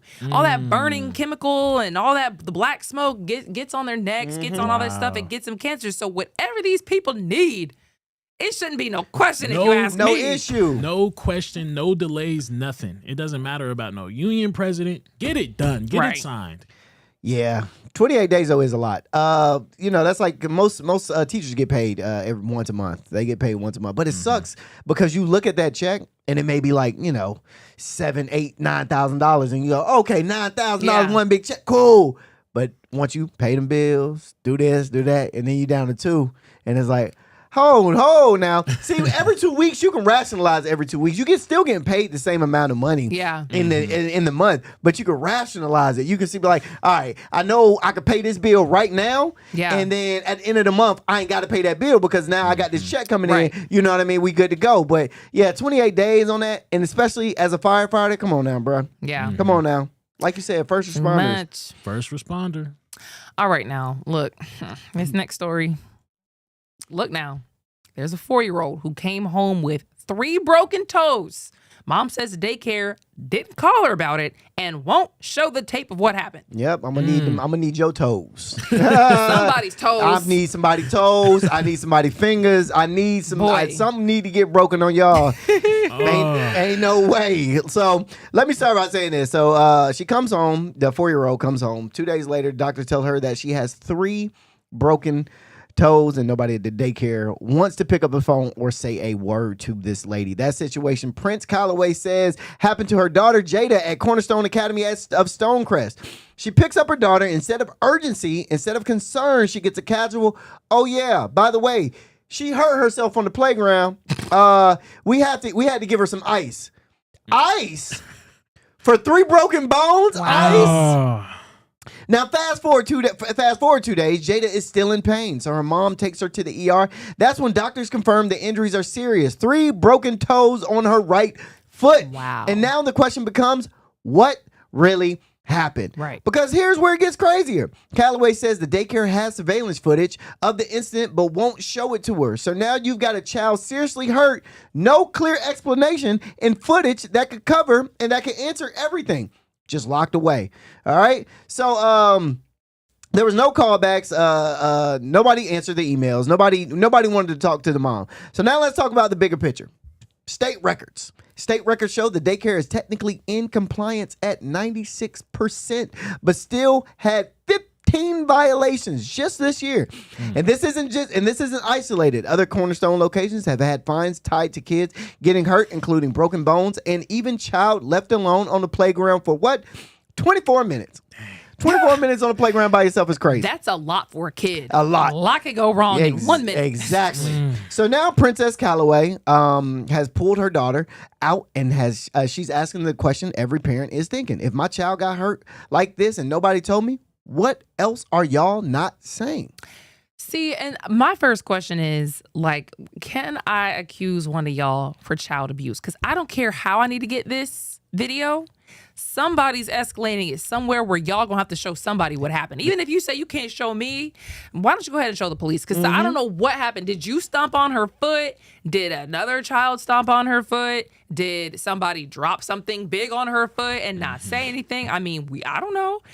I wonder if somebody had just because it could have been somebody on their phone, just supposed to be watching on the phone in the video or whatever, and have no clue. Yeah, somebody gonna show me that video. Yeah, so as a former 4-year-old teacher, I mean, there were certain areas on a child's body that if it was broken, it was kind of understandable. Like if a child broke his arm or something like that, they could have been playing and they could have failed because their limbs are really weak and still developing. They could break it just from falling. They could break their leg. But something like toes being broken, like you said, that is typically something fell on it. Somebody stepped on it. So there's no really you can't even explain that really. You can't even explain that really. Especially through a shoot. It would take a lot to break your toe. Yeah. Unless you had on some flip-flops or something.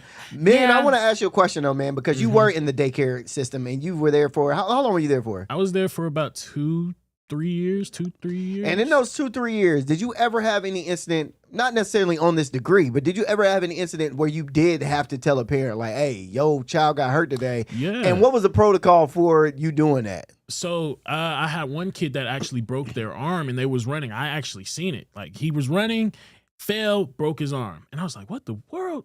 But at first, I'm not going to lie. I just thought because it was just a simple fall that, maybe he was just exaggerating a little bit. He was crying. So we did go and get him some ice. And we put that on him for a little bit, but he just kept on crying. About like 2-3 minutes passed. And I'm just like, okay, he's like really going through it right now. So then we took him to, the office.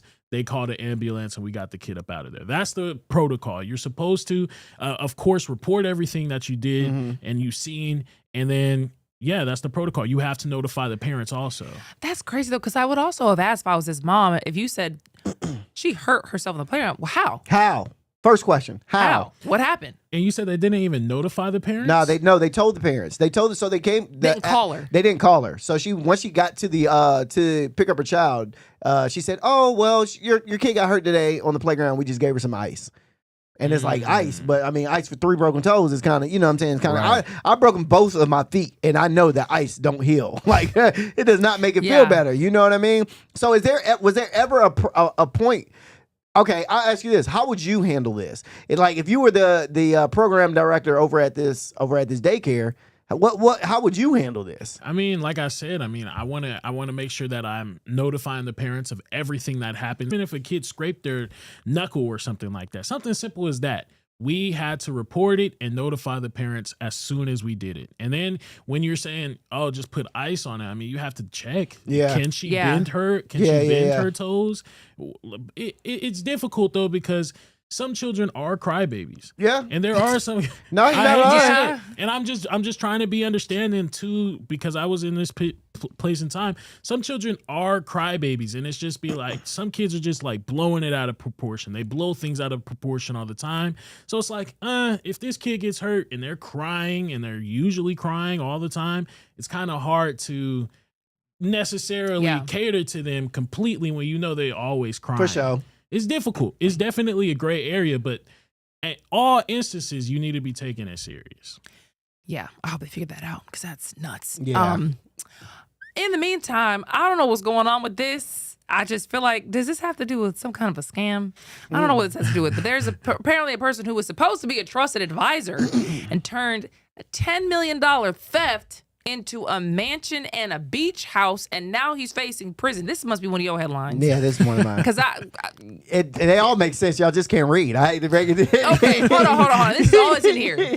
Trusted advisor turns $10 million theft into a mansion, beach house, and now he's facing prison. Now, you tell me what happened. What does that mean? And what does that mean? It's not supposed to tell him what it means because it's a segue into my talking. What do you think he's about to say? What do you think this is about to say? So they turn the $10 million into a mansion.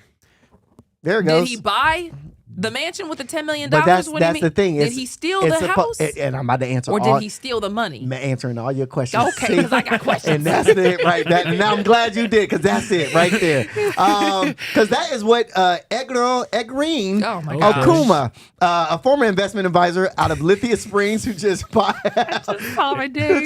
guilty. That's a hard name to say. Who pled guilty after running a 3-year scheme targeting an elderly client. We're talking about someone born in 1944.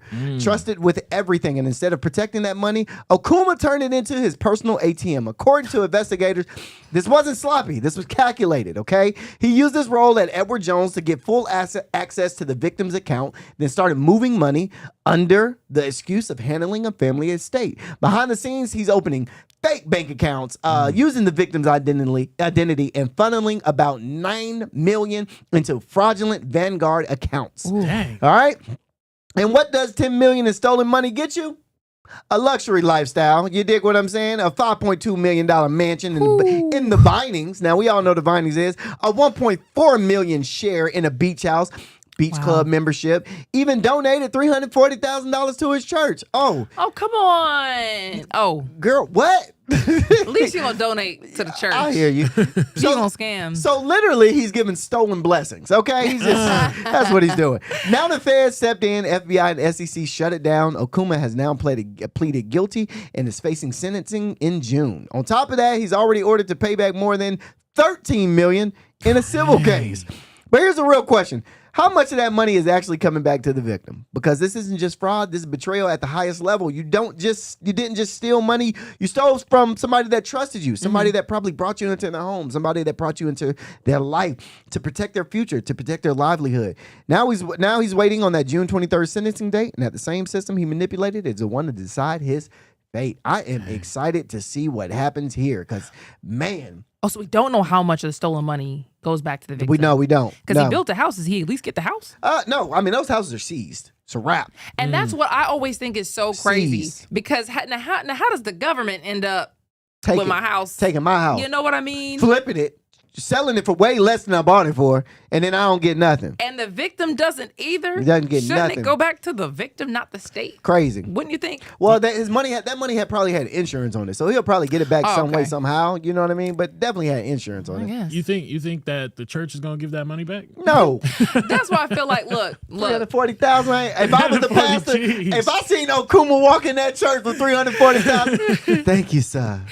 Thank you, sir. Look, he God said, bless you. All right, Lord, I stole this money now, but I'm gonna donate to the church. So we good? You know, it's like a karma type thing, allegedly, because this is all alleged. Yeah. That's crazy. That's you know what? wild. At the same time, though, and I don't mean this for real. I really do not mean this. I don't mean this.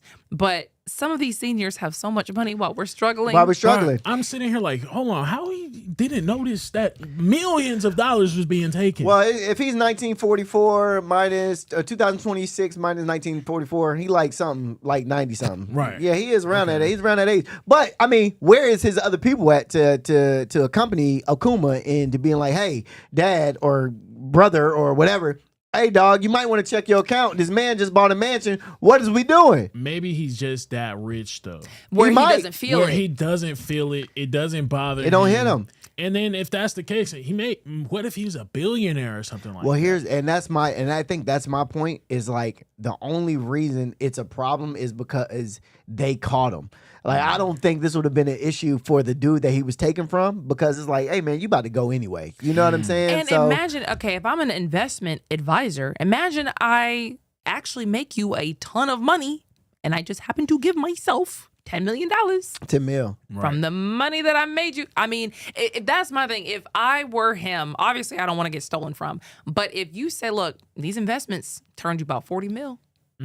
And I, happened to steal 10 mil from you. But at the same time, I mean, hey, dog, did it work? Hey, can we do this again? Let's run this again, actually. Unless he was losing money. Yeah, I don't know the situation, but. I mean, it does suck. But at the same point, I feel what you say when you're like, I don't mean to say this in a bad way, but hey, dog, it's $10 million. You probably super dumb rich. So that $10 million probably ain't even. That's probably like $10 to you for real, brother. Not to say it's right what he did, exactly, or didn't do. I'm just saying, if I was in that position. He's doing what Bernie Sanders is claiming to do. He's trying to do. I'm giving back to the from church. the billionaires and he's giving back to the community. This dude only gave a very small portion to the community. Like, yeah, but the getting was good for the seniors in this country. So it was good. We just go to a quick break and we'll be right back.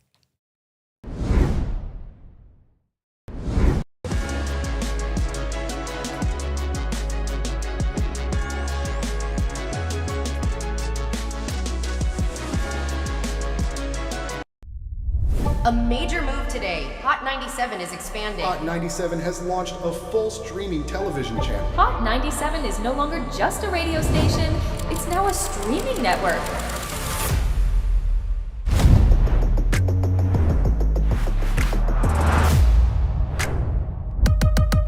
Welcome to Hot 97 News. Let's dive into the news because the news has been newsing.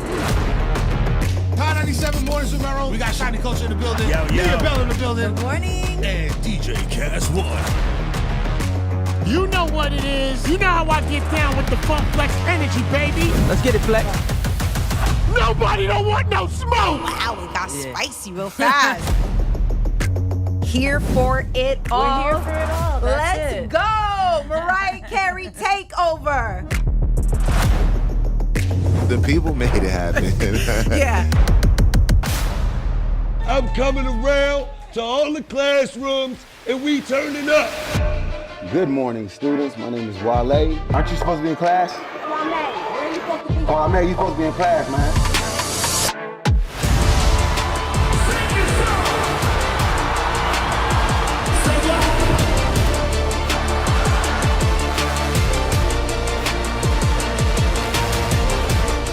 has become a true worldwide icon. Congratulations on the job. We listen to Hot 97 every day. We can't wait to hear you guys even more. Hey, let's go!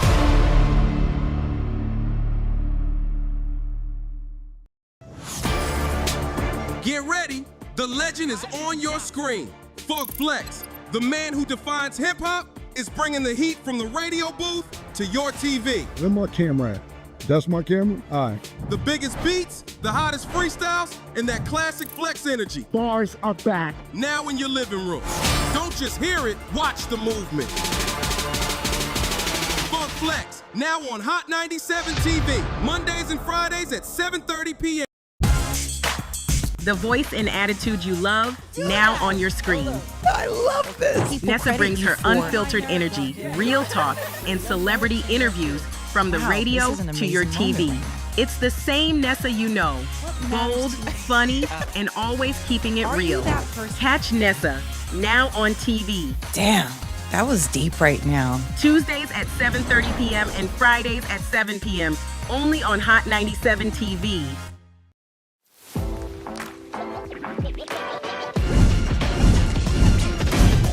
Welcome to Hot 97 News Atlanta. First, here with Rondell with 2 N's. What they do? Give it up to you. And Million. Hey, the fact that this is a reality. Brand new live news show. I'm your host, Lana Harris. There is so much going on in this country and in this world. Civil unrest. Nobody's going to trust that. Any of this sounds, like I said, it sounds good. Yeah. It does sound beneficial.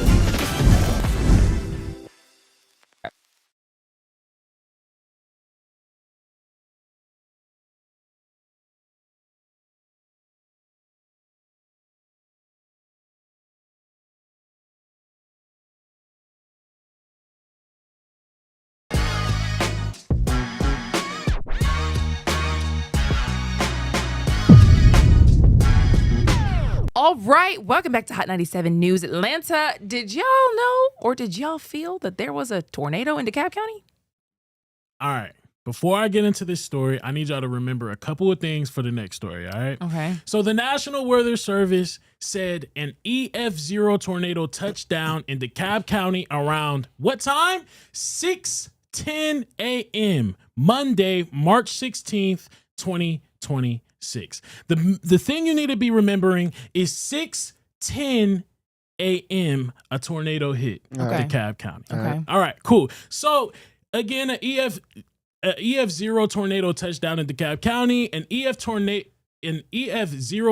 tornado is the weakest tornado on a scale. Right. But even though it's weak, it ain't no punk. It still does damage. The tornado reached wind speeds of up to 75 miles per hour. Apparently, that's enough to pick up a tree because it did. It picked up a tree in DeKalb, and a tree ended up crashing into a 16-year-old boy's upstairs bedroom from this tornado. My goodness. While he was in there, too. So it split the house right in two, and apparently the tree barely hit the kid. Barely hit the kid. He got away actually having to use the tree to climb down to the bottom part of the house. What? I was like, hey, bro, shout out to him. He's Come agile. on, treehouse. He's agile. Now, I don't know if y'all know, but I didn't even know like Georgia got tornadoes for real. Yeah. Million. I didn't know Where that. have you been? I did not Colorado. know that. You know how much danger you've been I in? swear to God, I did not know that they got tornadoes for real. Apparently, it's a current thing. I mean, we get like 30 tornadoes per year. I mean, yeah, we're not Kansas, but we get tornadoes, dog. I did not know that. I swear to God, bruh. People just be living in bliss. Like what? But like, no peril here. But like tornadoes to be this close to the city, though, even? Yeah, brother. They do usually happen, you know. In like mid Georgia, Not mid Central Georgia. I mean, it happened in Georgia. Metro Atlanta, but just it usually happens. You know, I don't know why it doesn't really happen in Atlanta. The buildings are, you know, probably blocking a lot of the wind, but they, you know, they'll get in Metro Atlanta. Here in County, they got a bunch of tornadoes Trees out there. go down all the time. What? Yeah, man. Marietta. Out in Yep. Alpharetta, we had a bunch of trees down. That's crazy. Yeah, brother. Because we would do coverage, news coverage. They'd be all over the place. What you think? We was just not getting tornadoes? Yes, I thought we was chilling out here. I thought that was something in the Midwest that we dealt with. Nah, dog. So do you know this? Do y'all know the scales too? Like E5, E4, E3. So what is E2? E5? E5 is the highest tornado you can get, dude. Yeah. E5 they could get up to like 200 miles per hour. Yeah, come on, man. I swear to God, I watched Wizard of Oz. Why don't we have like storm chasers, like tornado storm chasers? Because bro, we're not getting E5s out here now, dog. That's what I'm saying. But we do, like, the news does go and like find them. Y'all be chasing this tornadoes? So actually, in the news, you used to be able to do stuff like that, but after so much time went by, they didn't want to put people in danger anymore. So they'll send you somewhere afterwards. Yeah. And if it's happening like at the time, technically you can be like, I don't feel comfortable, but they would love if you would go. If something is happening on the radar, literally, they'll tell you this is where this bad stuff is happening. Go in that direction. That's what they send reporters to go do. Sometimes you like, nah, I'm good. I mean, you don't pay me enough for this. You mean like, wow, almost die for you? Right. And you get rid of me the next day and find somebody else to replace me? No, I'm okay. Right. And then tell me, well, you can use all your PTO days if you get hurt. And then afterwards, I guess, I don't know who's going to pay you. Well, that changes everything then. So now that I know that Georgia has dealt with some things, this next story is like, there's really no excuse. Wait a minute, time out. Hold up. Wait, let me just understand. I'm for real. Wait, I I did not know Georgia had a tornado problem. I got you. You just thought. I just thought what, though? Say, we just don't get. We just I thought haven't we just seen rain. reports on them. I thought it was just hurricanes that we got. We don't really get hurricanes. That's crazy. That's the thing we don't really get is hurricanes. Not as much as tornadoes. Tornadoes, though, we get more tornadoes than we get. We're not near the coast, bruh. We nowhere near the coast. We might get a piece of like a band of a hurricane. It's usually like a tropical storm by the time it gets up here. Yeah, pick up some water and drop it over our head, but ain't no tsunami sliding through the city, dog. You dig what I'm saying? That's crazy. I swear to God, I didn't know that, bro. Hey man, we just messed my man's brain up to say wild. We got All right, but again, this next story, there's no excuse then. I'm not hearing it. I'm not hearing it. And that next story is that some people in DeKalb County feel like the DeKalb School District didn't handle the tornado warning right. So if the tornado was at 6:10 a.m., why are some parents getting alerts from the school that a tornado is in the area around 7 a.m.? The thing is this, man. You're in Georgia, all right? Georgia is not known for like just catastrophical weather, all right? So when we get any type of it could be an E.135, bruh. It don't matter what it is. We are not going to send any kids. They didn't stop school for heavy rain before.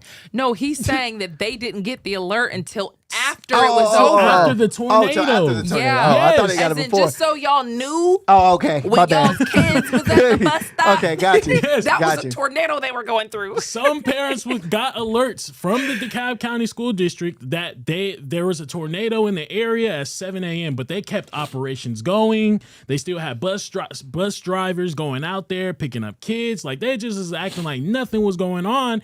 Even their own police department, their own DeKalb County School District on Facebook posted something about it at 6:28 a.m. Yeah. And parents are now currently, or at one point in time, was in an uproar at this. I mean, I'm sending my kids to the school.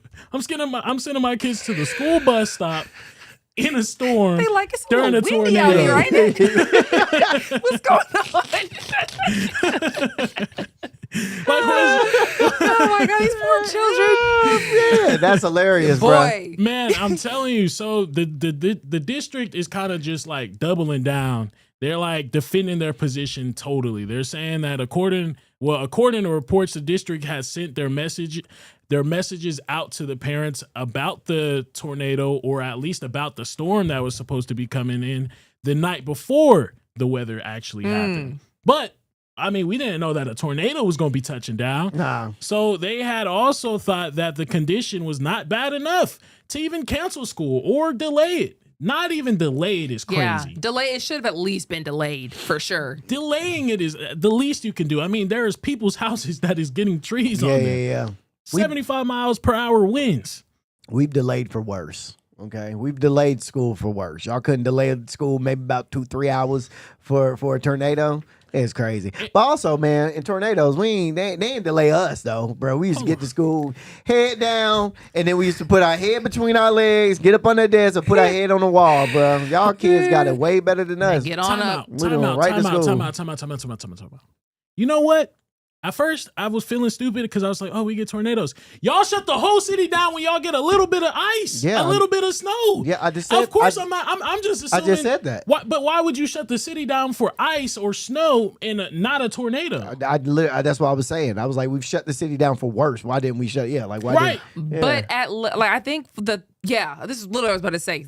We'll just put it. Took the words out of my mouth. He put a flash message on a little screen here. Mm-hmm. Tornadoes, you really can't predict. They do just spark up out of nowhere. Like it goes from just the weather is bad over here to there's a tornado right now. Like when you're doing weather coverage, like in the news, they will just send reporters out to all these locations where it's supposed to be bad, and then you bounce around, you see what's happening, and then if they elevate it from a tornado watch to a tornado warning, the meteorologists take over completely and they blow out all the commercials and they go wall to wall because it's like, it popped up like right now. Yeah. So sometimes there is like very little warning, but to y'all's point, the news would have been talking about potential severe weather in theory, I would think, in the days leading up, in the night leading up. So they could have at least delayed it. They could have at least delayed it. So parents are just upset right now because, again, if one of the parents is saying, I didn't get a message until 7 a.m. at that.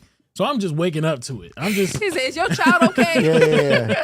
Her child done flew back to the house.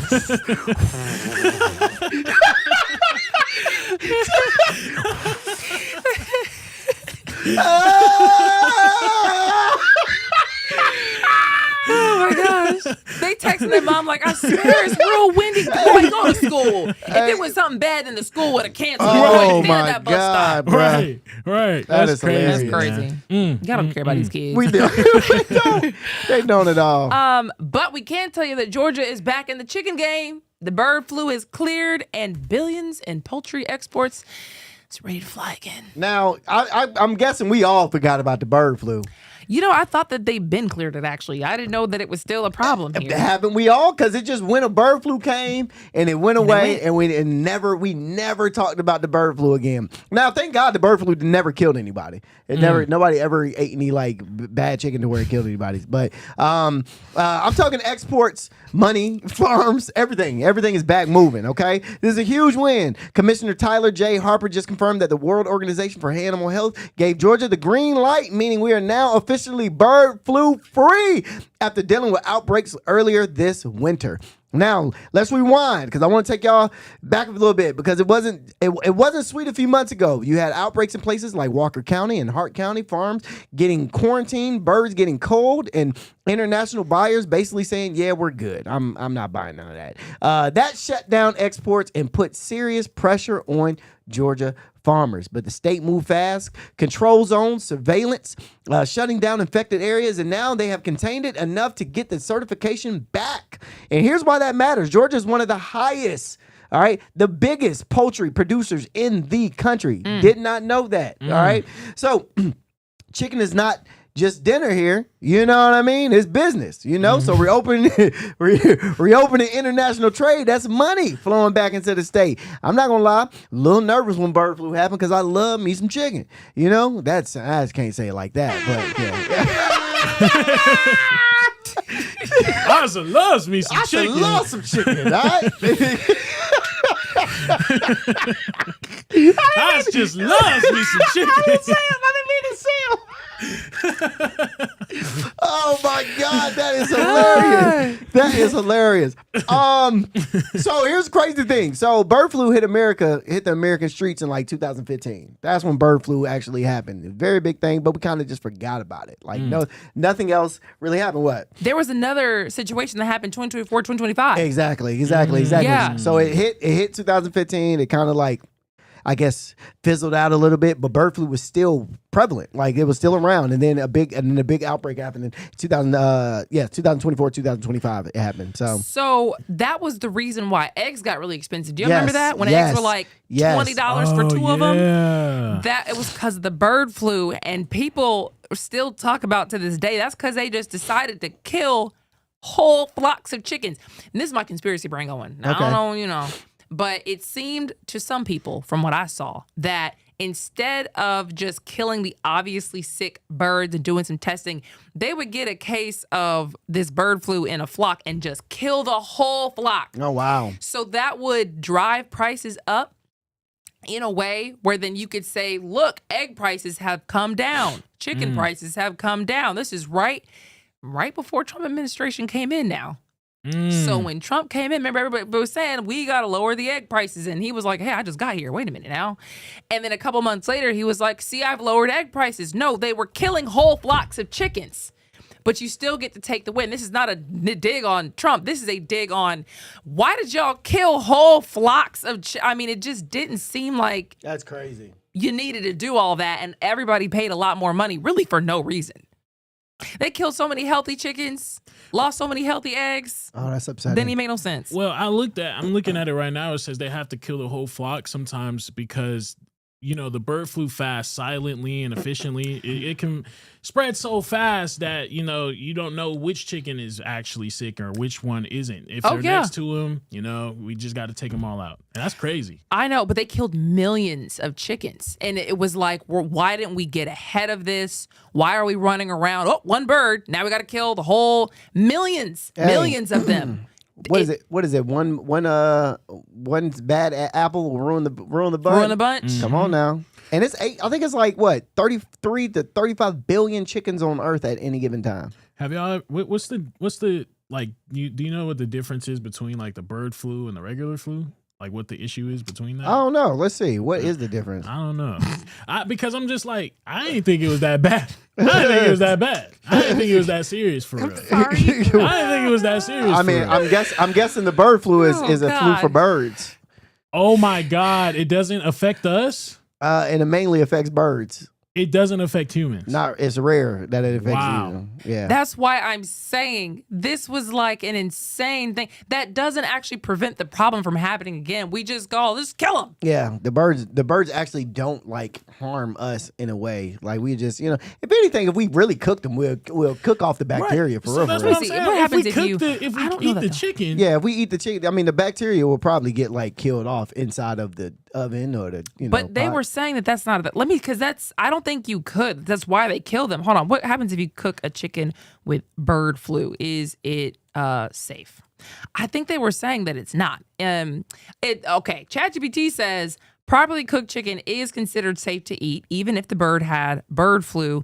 The bigger risk is not eating the cooked chicken; it's handling the raw infected poultry, and obviously the virus could be present, and then, you know, cross contamination could happen, and blah blah blah blah blah. So that really doesn't explain why y'all had to kill millions of chickens. In real outbreaks, infected birds aren't supposed to enter the food supply. They're culled and kept out of grocery chains. Called me, then kill them. But to y'all's point, if you cook it, then why did y'all need to kill millions and millions of birds? You could have had all that good chicken. Hold on. So why that good chicken? Oh, and y'all killed it. Well, what's your favorite type of chicken? Yeah, Rondell. Fried. I don't care. Fried chicken. I like it. Surprise. Surprise. You guys are not going to try to grill me into something. Yeah, I like fried chicken. It's delicious. Okay. All right. I just asked why they kill millions of chickens in, because that's a good point. The virus spreads incredibly fast, can move through a flock in hours or days. And by the time one bird tests positive, a lot of the other ones are already infected. There's no realistic treatment at scale.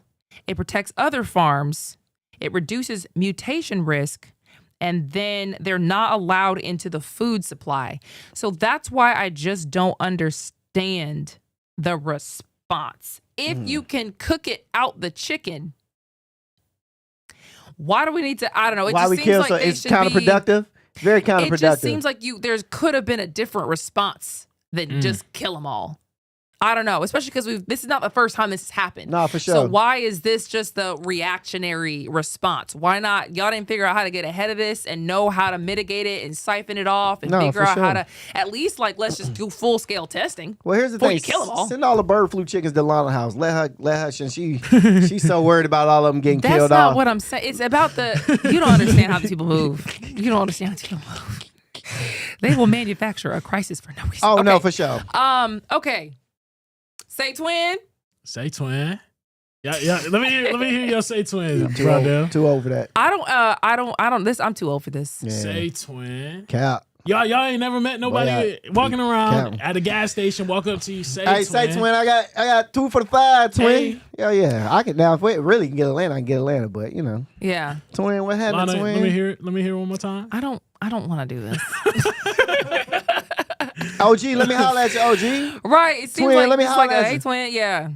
There you go. That was a little Atlanta. It's hey twin. I'm from here. Okay. All right. For sure. So don't play with her. So South Fulton Police Department started actually posting say twin. And it doesn't sound like it's a big deal, but they've been posting it like on almost every other post recently.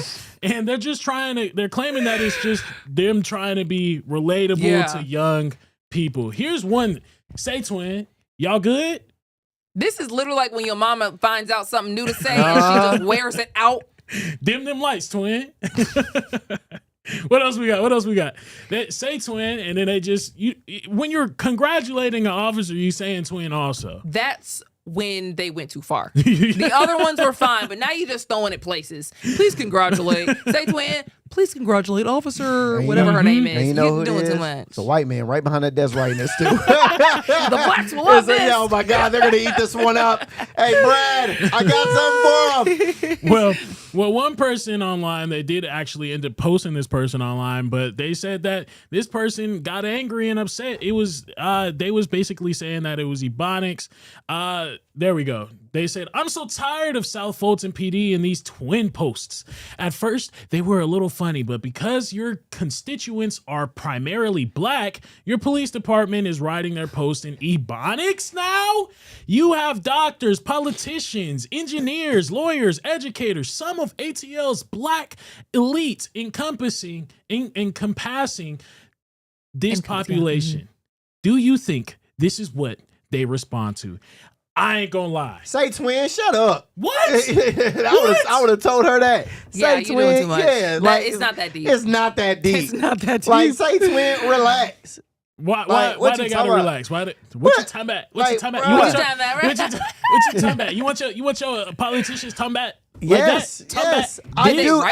That? Actually, I do. I would feel more comfortable and more like, all right, he is a human versus somebody that's why I like Andre Diggins so much, because I've met Andre Diggins multiple times and he is really just a dude from like, you know what I'm saying? Whoop whoop, say twin, pull over. You like what we talking about here? Hey, you actually like pull over like, man. Let me see your license registration, Holmes. A police officer walks up to your car talking about what's going on, folk. My bad, twin. My bad, twin. Hey, I would feel more comfortable with him talking to me like that than, hey, sir, put your hands on the dashboard.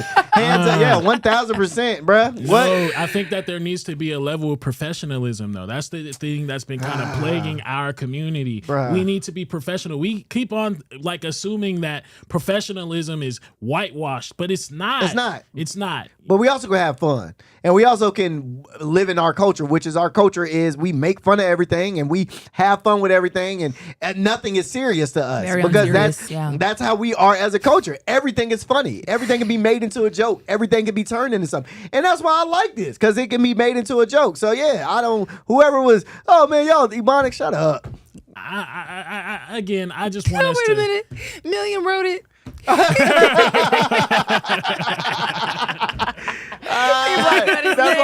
why he redacted his name. Hey, bro. Whether it was me or it wasn't, there was a lot of people that agreed online. All right? He did write it. Whether it was me or it wasn't, there was a lot of people that agreed online. The APD, they actually went online and posted on their Facebook asking the community how they feel about it. Should they continue saying it? Should they not continue saying it? Some people agreed, some people didn't. But I will say this, though. There are other ways to connect to the community. I do love that they're using this in a sense to connect to the youth, but they're also doing things like right now they have like a teen meetup with the police officers. They're going to be allowing the teens to actually give a roundtable talk with the police department. And I'm like, this is it. That's it. Yeah. This is what we need. And I love this. And if saying twin makes the kids comfortable enough to come up to a police officer and talk with him, I'm all cool with it. You don't get the team roundtable talk without a couple of say twins. No, for sure. You're right. Now, I'll give you that. I guess the real question I has is, are these police officers going to actually listen to these teenagers though, man? Because I mean, you know what I'm saying? Like, because a lot of these teens actually have something to say, and they actually want some type of change, or they want something to happen. So it's like, are y'all gonna really give them the respect that they deserve to like actually hear them out as, you know, young adults? And you say, hey, I'm gonna sit down at this round table. Are you actually gonna listen to them? Are you actually gonna take what they're saying into consideration and try to make any type of changes that they're asking for? Or are you just gonna be like, oh, let's have this round table, cameras, this, that, and the third, say we did it, and nothing changes? We saw that actually under our post when we were kind of joking on the kids for just like basically wreaking havoc and running around and just making everything worse. They're like, where are we supposed to go? No, for sure. And I do think that maybe there might be cases where police show up to these little teen meet out things and treat them like the enemy, like the villain, like just criminals, when it's like, where are we supposed to go? I think that's a great partnership idea. Y'all got to figure out how to get y'all on the same accord. For sure. If it brings in the community, I'm all cool with it. Amen. Say twin. You said it worse than the Say twin. Say twin. That's how he's probably. That's why he's probably saying it behind the desk too. Say twin. Say twin. You trying to be Atlanta? Hey, Bob. What does twin mean? No. Try to get him some Atlanta. He's trying to be. Bad, bro. Get some that story. What you talking about? Hey, OG. Let me holler at you. Let me holler at you, OG. Holmes. What's going? What's happening? What's up? Yeah, you do not sound like at all, my boy. What's happening? All right, my boy. Okay, which one do y'all want to do? It's me. Because we got a couple stories left. Not much time. I guess we could do this $900 million proposal real quick. 925,000. All right, that one's about an idea to build a new hospital, and this is also in South Fulton. South Fulton's kind of a healthcare desert. Yeah. Right now, like you said, there's not any. South Fulton has no hospitals right now, so many people have to drive long ways to get emergency health care.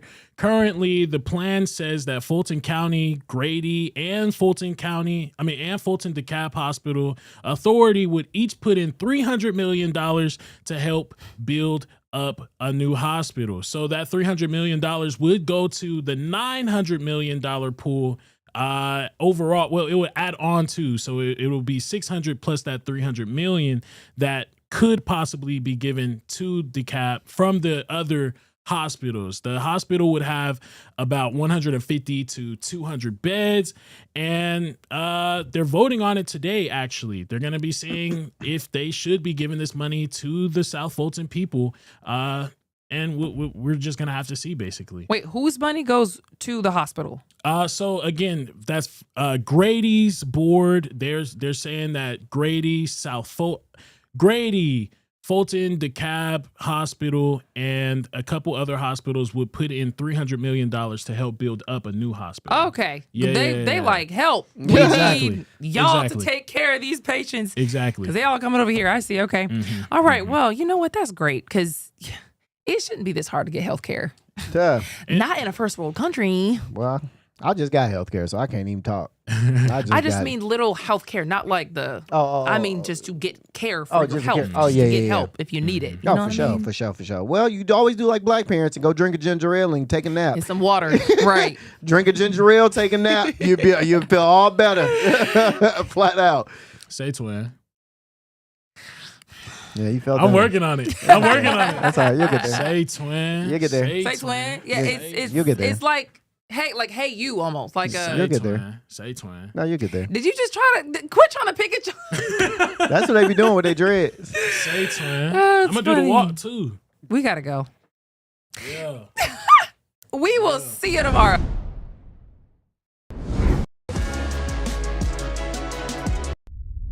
A major move today. Hot 97 is expanding. Hot 97 has launched a full streaming television channel. Hot 97 is no longer just a radio station, it's now a streaming network.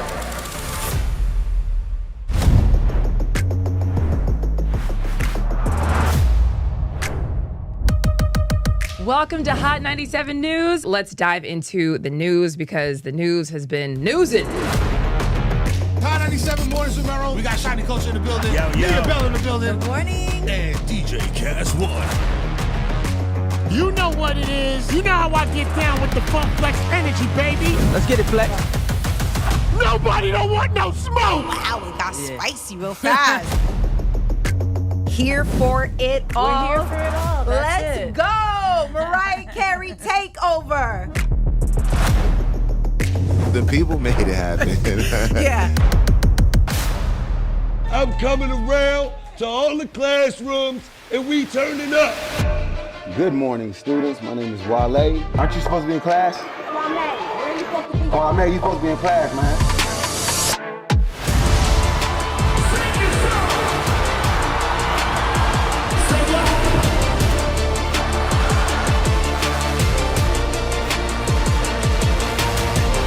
Rihanna has become a true worldwide icon. Congratulations on the job. We listen to Hot 97 every day. We can't wait to hear you guys even more. Hey, let's go!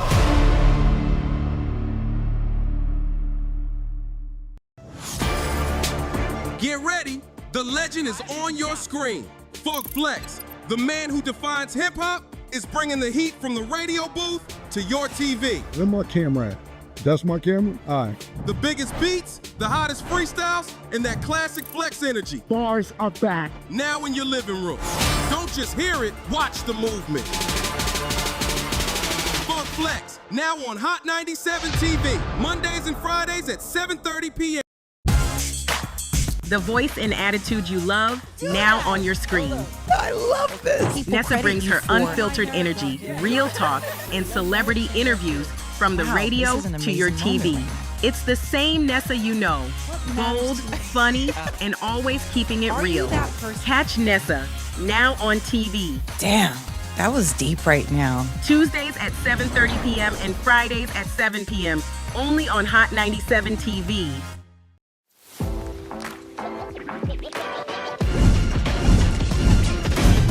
Welcome to Hot 97 News Atlanta. Chris here with Rondell with 2 N's. What it do? Give it up to you. And Million. Hey, the fact that this is a reality. Brand new live news show. I'm your host, Lana Harris. There is so much going on in this country and in this world. Civil unrest. Nobody's gonna trust that. Any of This sounds, like I said, it sounds good. Yeah. It does sound beneficial.